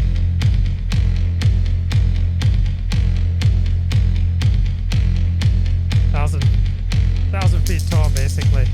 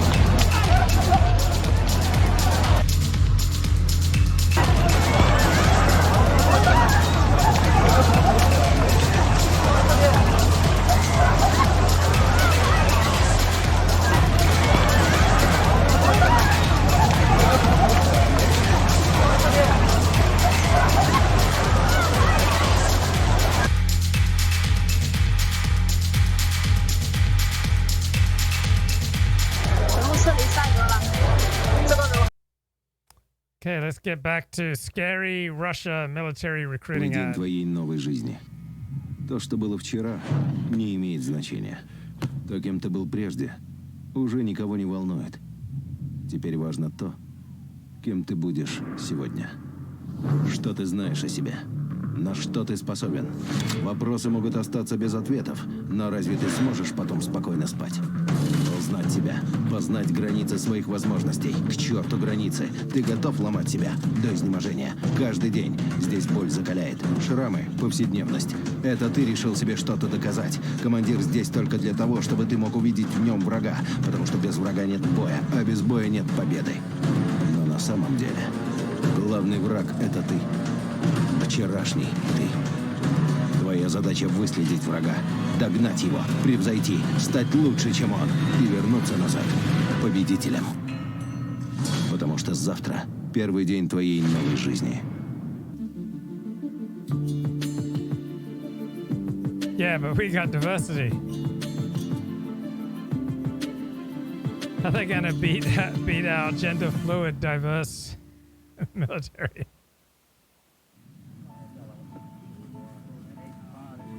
This is the story of a soldier who operates your nation's Patriot missile defense systems.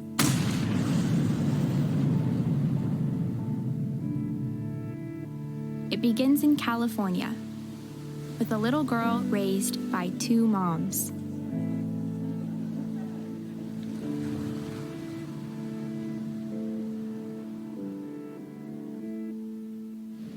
Although I had a fairly typical childhood, took ballet, played violin, I also marched for equality. I like to think I've been defending freedom from an early age. When I was 6 years old, one of my moms had an accident that left her paralyzed. Doctors said she might never walk again. But she tapped into my family's pride to get back on her feet, eventually standing at the altar to marry my other mom.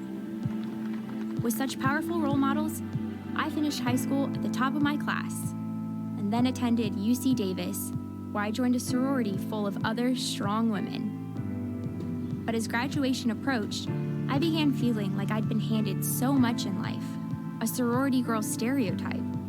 Sure, I'd spent my life around inspiring women, but what had I really achieved on my own?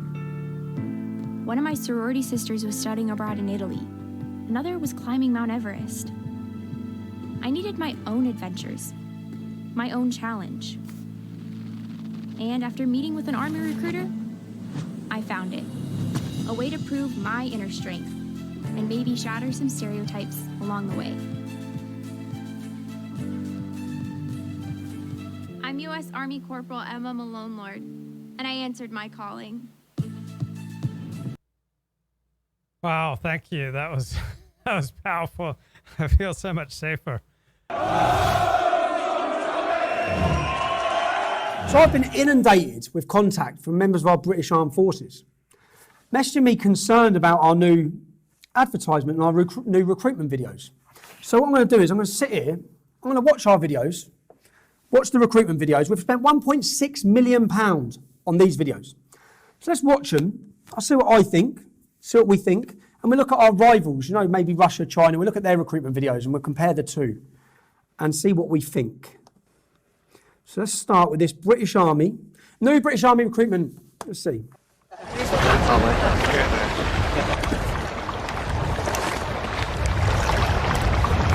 So they're out fighting. They're on patrol. And he's taken his boots off. He's took his boots off. He's washing himself in puddles on the floor. And now he's praying. And everyone's watching him. So everyone's risking their lives so he can pray, basically. Oh,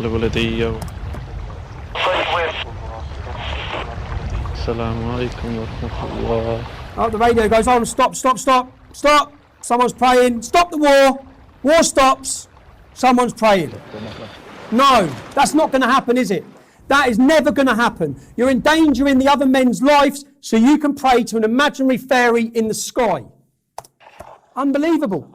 This is actually I think someone was trolling us with this. This is actually our British Army recruitment video. So, I guess there's a Sikh one like this, yeah? Or a Hindu one, and a Jewish one, and a Buddhist one. No, there's not, no.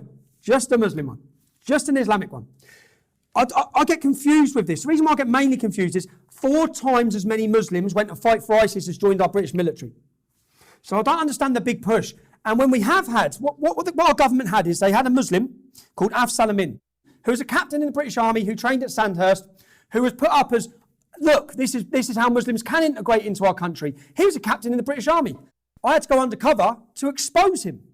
What then turned out was that before he joined the British Army and done his 10 years as a British captain, he was a radical extremist talking about how the Mujahideen, the Islamic fighters, will come out of their towns in Britain and attack us to take over our country. Then he became a captain in the British Army. Now, we want more Muslims into the army. That's what this is aimed at. There may be some good Muslims in the army who are doing more for this country than me. But what is this about? Right, and here's the next one. Let's have a watch of this one. This is the, will I be listened to in the army? So start off, what we're going to be going through is, can I have feelings? Will I get hurt? Will I get upset? You're joining the army. You have bullets shot at you. I grew up with brothers and I'd always played sports, but I still thought the army was dominated by men and it wasn't for me. You've got a man. Look at that. A man picking up the little woman. Look at it. Over me.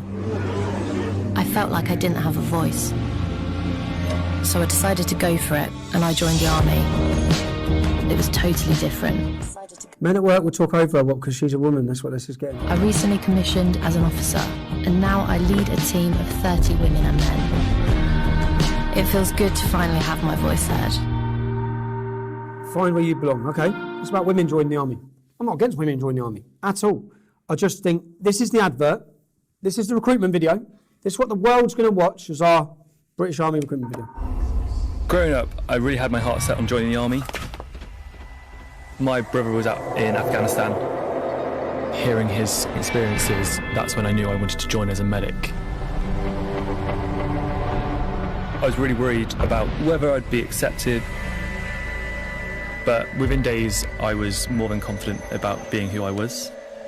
I'm not afraid to talk about having a boyfriend. I thought I'd have to hide it, but once you've done it you think, well, why did I make it such a big thing for so long? Look, everything's got to be great, guys. All that we need essentially is a framework to integrate objective and personal views. That's so, all Greg, we need. We're going to talk about how we know what we know, how we deal with that. Okay, sounds good. And so you want to just elaborate on that a little bit? Yeah, and what I would like us to explore today and what I'd like to offer is talk a little bit about how we know things sort of from a first-person perspective. So I got up this morning and said goodbye to my wife as she went to work, and how do I know how I feel about her and my own life world? There's that perspective on the world. And then there's more sort of that objective scientific viewpoint that, science gives us. And how do we put those worlds together is one of my primary concerns and a topic for us to discuss today. Yeah. And so what's interesting is to put it in the context of this is not about, say, the objective experience is better and the subjective is to be rejected or vice versa, but it's actually how we can combine these two avenues and live in the complexity of it and make sense of that. Exactly. And I think that's one of the things that we definitely need to appreciate, that it is crucial that we have knowledge systems that go between these two perspectives of the first person and the third person, and do so in a way that is as coordinated and conciliant, word meaning coherent, as possible. And that's one of my concerns. I think this is a really useful insight. So people who are socially dysfunctional, they're usually spending way too much time just in their own subjective experience. And if you can simply shift from 99% being in your own subjective experience to say just 95%, so you spend a little bit more time in an objective perspective on whatever's going on, you think about, okay, how will my words and actions affect other people? This can be a powerful shift out of addiction, out of dysfunction, out of narcissism, out of an antisocial orientation. You want to be able to shift back and forth effortlessly between a first-person subjective perspective, wondering how things will come across objectively, and entering into the experience of other people. Concerns. Yeah. So what are the building blocks of this approach? Right. So the biggest, broadest framework is a framework I developed called the Tree of Knowledge system, which is a worldview that I think allows us to think about a scientific worldview on the one hand, that's that objective third-person perspective, and also is very congruent with a first-person life world and phenomenological subjective point of view. And I developed the Tree of Knowledge in graduate school when I was in my doctoral program. And it was based on, in part, my struggles as I learned. I'm a clinical psychologist by training. And as I got into our field, I realized, wow, psychology is really confused. And it really struggles with its subject matter. And I think one of the core reasons it struggles is because not too many scientific frames have been built that enable us to move back and forth between, say, a first person and a third person view. And so that's just one of the reasons. But anyway, the Tree of Knowledge is a key building block. And it's an insight that I had really that suggests that we can think about the universe as an unfolding wave of behavior. That's one of the things that it says from an objective perspective. It's an unfolding wave of behavior. Yeah. And the interesting thing that it also proposes is that there are actually planes or dimensions of behavioral complexity. And there are 4 of them in particular that the system labels as matter. So this is the material dimension of space and time and atoms and molecules. And then there's an embedded dimension in that, which is life. And that's the dimensions of cells and organisms. And in that, there's another hierarchical embedded dimension that I call mind. And that's where cells are pulled together by a nervous system and brain and gives rise to what I call mental behavior, which is behavior of animals. And that's also where that first person experiential system emerges in the brain. And then finally, there's the culture person plane. And that's an intersubjective talking plane of narrating between minds, kind of like what we're doing right now. Yeah. So even at a very, very broad level, one thing that emerges from that is a sense of the world being a system. And so there's the word system, there's a word process, and the word emerging. So we're talking in terms of this process, and so that the understanding is at a level of process, and looking at, since given the complexity, there's 4 different planes that you have that are maybe entry points into the complexity of the system. Perfect. Exactly right. And I'm really glad you picked up on the idea of emergence and systems, because it is exactly that. I think our science side needs a framework for emergence and particular kinds of emergence. And I think if you know where to look, we already have some of those puzzle pieces. Yes, you need to then enter into the emergence of these planes or complex adaptive systems. And what the Tree of Knowledge says is that there are 4 really key points or planes of emergence that we need to enter to understand the behaviors that are taking place at those domains. And this is from our third person objective science point of view. Yeah. So as a human being navigating these planes and the system, how do you reconcile that first person point of view with the objective point of view? Or how do they interact? Not necessarily reconciling. How do you experience the interaction? Right. Well, the one thing the couple things that we'll do, we're going to do, we'll make a epistemological comment or make a note about epistemology, which is, of course, how we know what we know. All right. And what serves as valid knowledge. So there's epistemological. And then there's the ontological piece, which is what is our model or theory of reality that exists out here. So ontological map of the ontic reality. Okay, so if we break this up, the epistemological piece is really that we need to understand that the Enlightenment modern science really basically commits itself in terms of its knowledge and language game and what it defines as legitimizing knowledge to a third person sort of independent knower perspective. And what I mean by that is it really tries to cancel out a first person point of view and develop an objective description of reality, sort of from a view from nowhere, as it were. And it has the model that you make measurements and that you test models based on science. But what it really doesn't allow for very well is a language for that first person experience of being. And so its epistemology, what it grants as knowledge are sort of objectivist measurements and models that are independent of first-person view, and it really fundamentally struggles with achieving a first-person view. I think this is a basic problem.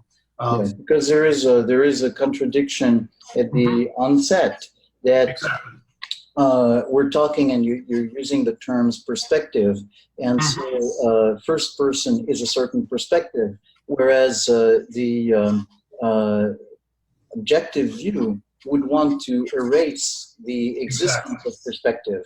Right, exactly. So obviously from that place, there's going to be kind of a tug of war.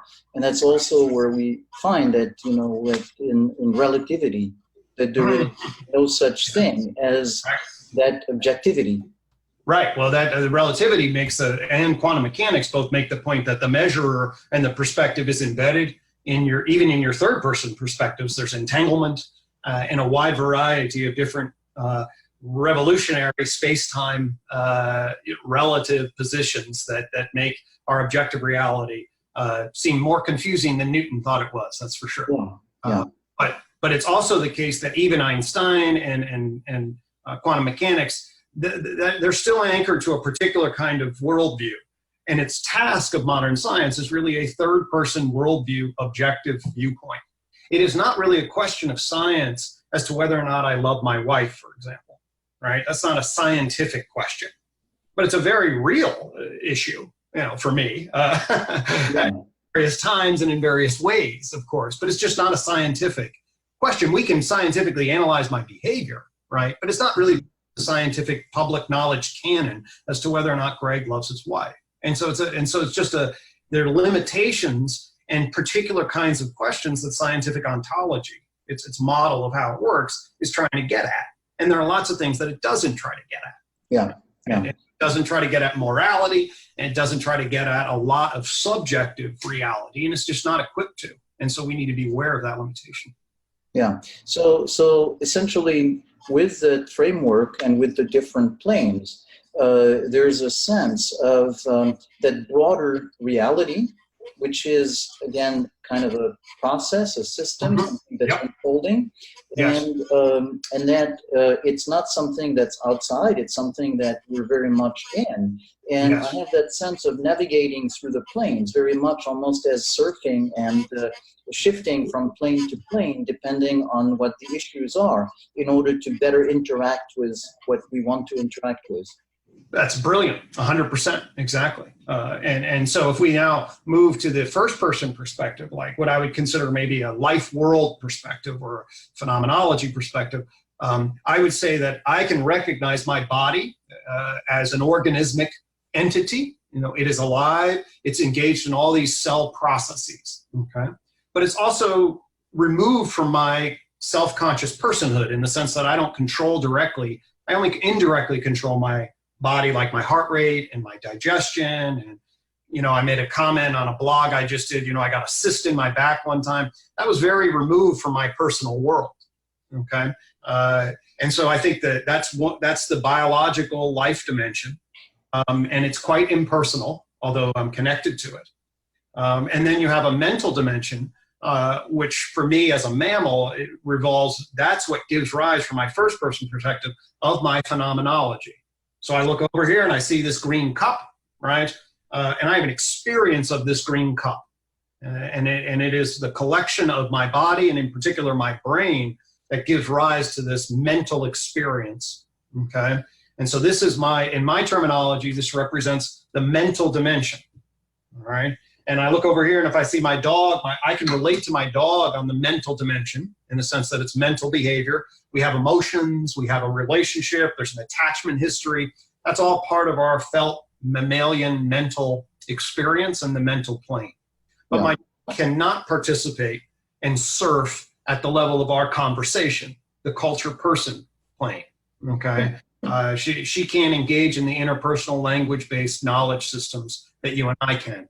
And so that's the culture person. So we are, as from my life world perspective, my body is surfing along at the cell life dimension, my mind at the mental behavior dimension, and then my culture person, my personal dimension, which I'm most control of and as an adult most intimately familiar with, is my aimed self of being. Yeah. But so there's a sense, as you gave this very clear example of the multiple planes. So there's a sense of functioning at the intersection of different planes or on different dimensions, exactly. And so of being aware of them. That's right. That's right. And a lot of people already have this intuitive awareness, and that's the nice thing about the system, the tree of knowledge system, is it does align with a whole bunch of common sense out of multiple different levels, okay? So for example, all cultures everywhere have divided the behavior of things up into inanimate things, plant-like things, animal-like things, and person-like things, okay? So everywhere there's a taxonomy of behavior. All humans have divided the world up into those 4 taxonomies. So that corresponds to these 4 different dimensional planes from kind of an objective perspective, right? And we can also look like at those of us that do like clinical psychology, okay? When somebody comes to me and I empathize with them and I enter into their life world and I also try to understand with them, we use a biopsychosocial formulation, right? We think about them as a biological organism with a genetic history and a physiological process. Or we think about them as a psychological entity, and we put them in a broader social, cultural context. Yeah. So there are, these things are sort of common sense in some ways. The tree of knowledge arranges them in a particular kind of way that I think solves there are reasons why we've had a lot of conceptual problems. But it is, I try to help make it as user-friendly as possible, and I think it lends itself to that. Yeah. So there's a sense of formalizing that intuitive understanding we have of different planes, but naming them and putting them into a context of their interaction, as opposed to simply kind of doing it automatically. Exactly. And really what our scientific knowledge, and this is, I really experienced this as I went into psychology and discovered what I call the problem of psychology. See, our scientific knowledge is a collection of different language games and systems about particular kinds of problems, but it's not networked together in a way that gives us a picture of a whole, and that's particularly a case in like our field, so that because we have all of these different, for example, paradigms, okay, when you go to graduate school, and I directed a doctoral program. Our doctoral students to this day have to then talk about their theoretical orientation, okay, as a doctoral. And basically, are you CBT? Are you psychodynamic? Are you existential humanistic? Are you family systems? Are you somewhat integrative? To this day, we have these different language systems that sort of compete and don't quite coordinate. And that was one of my really big concerns from an objective knowledge perspective. Why and how? And the tree of knowledge provides a framework, I think, to try to assimilate and integrate the many different paradigms. Yeah. So there's that sense of that it's going to be a question of integrating as opposed to horning. So maybe something about there's a dimension to integrating is to find a way to see the coherent whole without kind of using a Procrustes bed of cutting or stretching too much, but kind of how they fit together. Not quite sure how to want to elaborate on that. Yeah, no, well, actually, I think it's very, very important because this is a fundamental problem, both in the objective knowledge systems and in our own selves. As anybody that's a clinician knows, when somebody comes to us and says, oh my gosh, I have all of these problems, there's something going on, especially when they come to us for therapy, right? There's a sense that inside the system, there's this conflict, this disintegration, these different parts at warring with itself. And probably the most common war that I would say that I see inside of people is really the war between the mental heart, which is really organized by your emotional system, okay, and your head, which is that personal, cultural. Like, I don't like, it's a disconnect and a disintegration between what the person thinks they should feel and what they want to feel relative to what their heart is telling them they're feeling. And it is that disintegration or conflict that brings, I think, a lot of people into therapy, very often because their body and their mind and their heart has been injured and they don't know how to metabolize that injury. Okay, so we, at a first-person life world sense, we see a lot of disintegration in therapy, and a lot of therapeutic healing comes when there is a sense that the parts can be organized together to create some harmonious form, right? Where there's an appropriate systematic interrelation of the parts that coordinate them, and those things run together, then people feel just differently about their life world and their systems.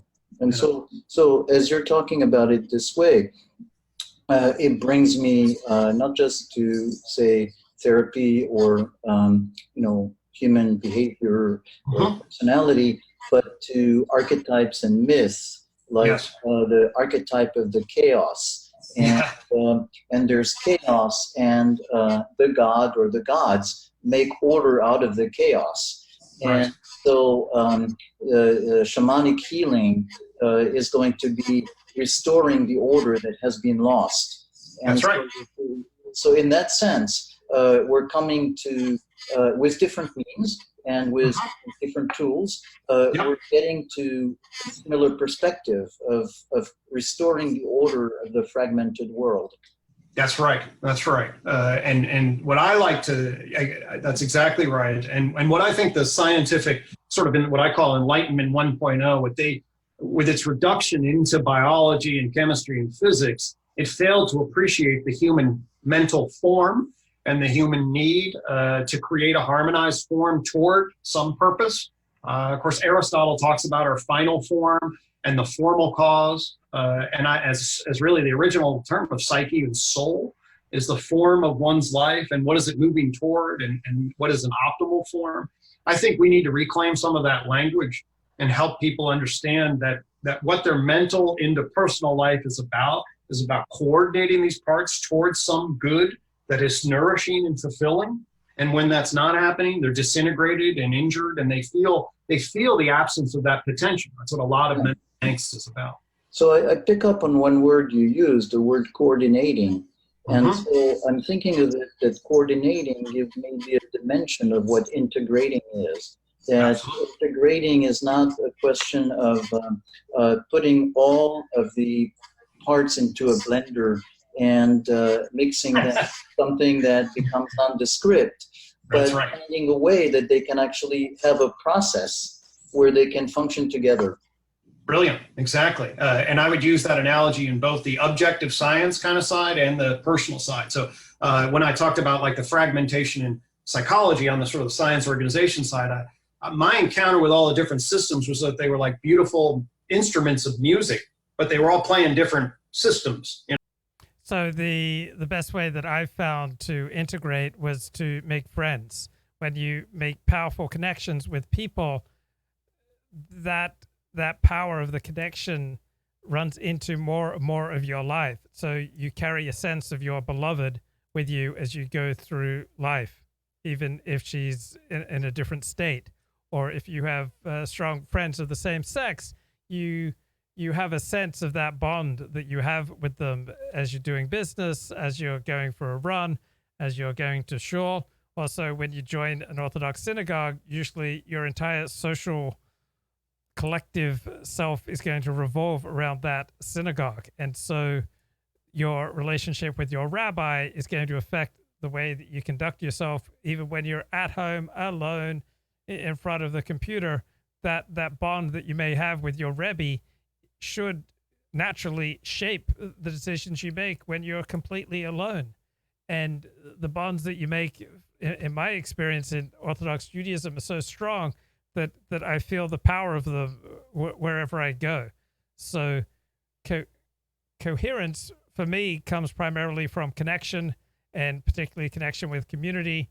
And when you share a common community, such as within Orthodox Judaism, that I don't know any more powerful way of connecting you with other people and to start building friendships that start to encourage your life to cohere. So instead of different parts of your life and different parts of yourself and your psyche being at war with each other, when you have a community that works, to me, that helps to bring all the different parts of myself into some type of coherence. So no longer at war with myself.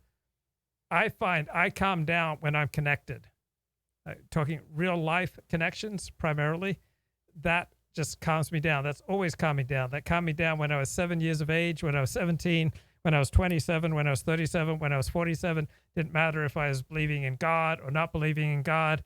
Didn't matter if I was religious or not religious. It didn't matter if I was thriving in my professional life or my educational life or struggling in those ways. If I had connections, if I had friends, right, my whole central nervous system just calmed down. I made better decisions. I wasn't desperate for attention.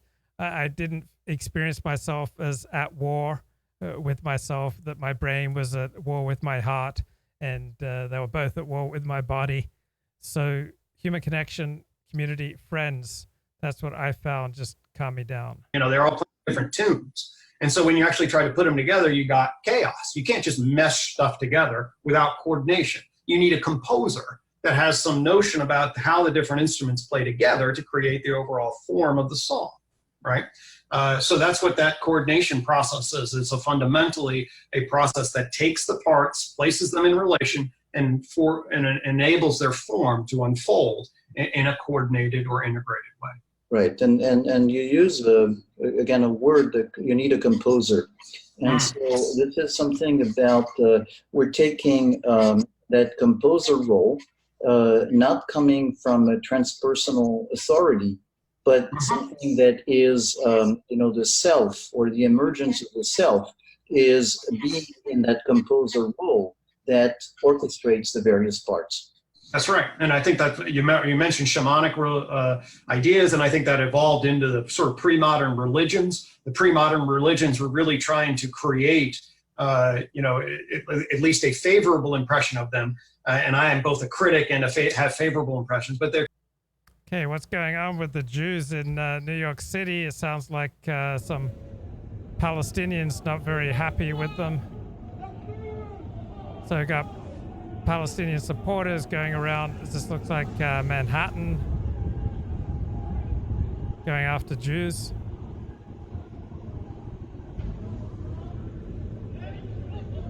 So this is this afternoon.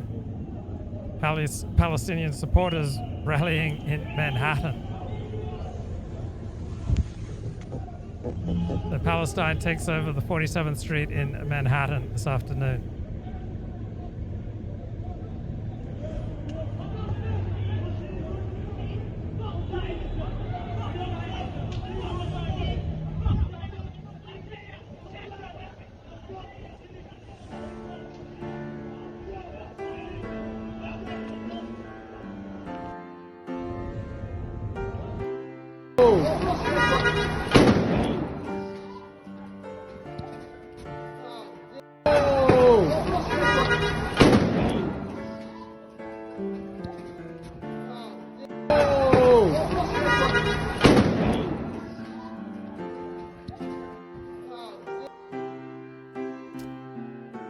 Okay, so Israel at war, Israel's a Jewish state, and Jews all around the world some are under extra pressure, extra scrutiny, extra pushback. That's it for me for today. Take care, everyone. Bye-bye.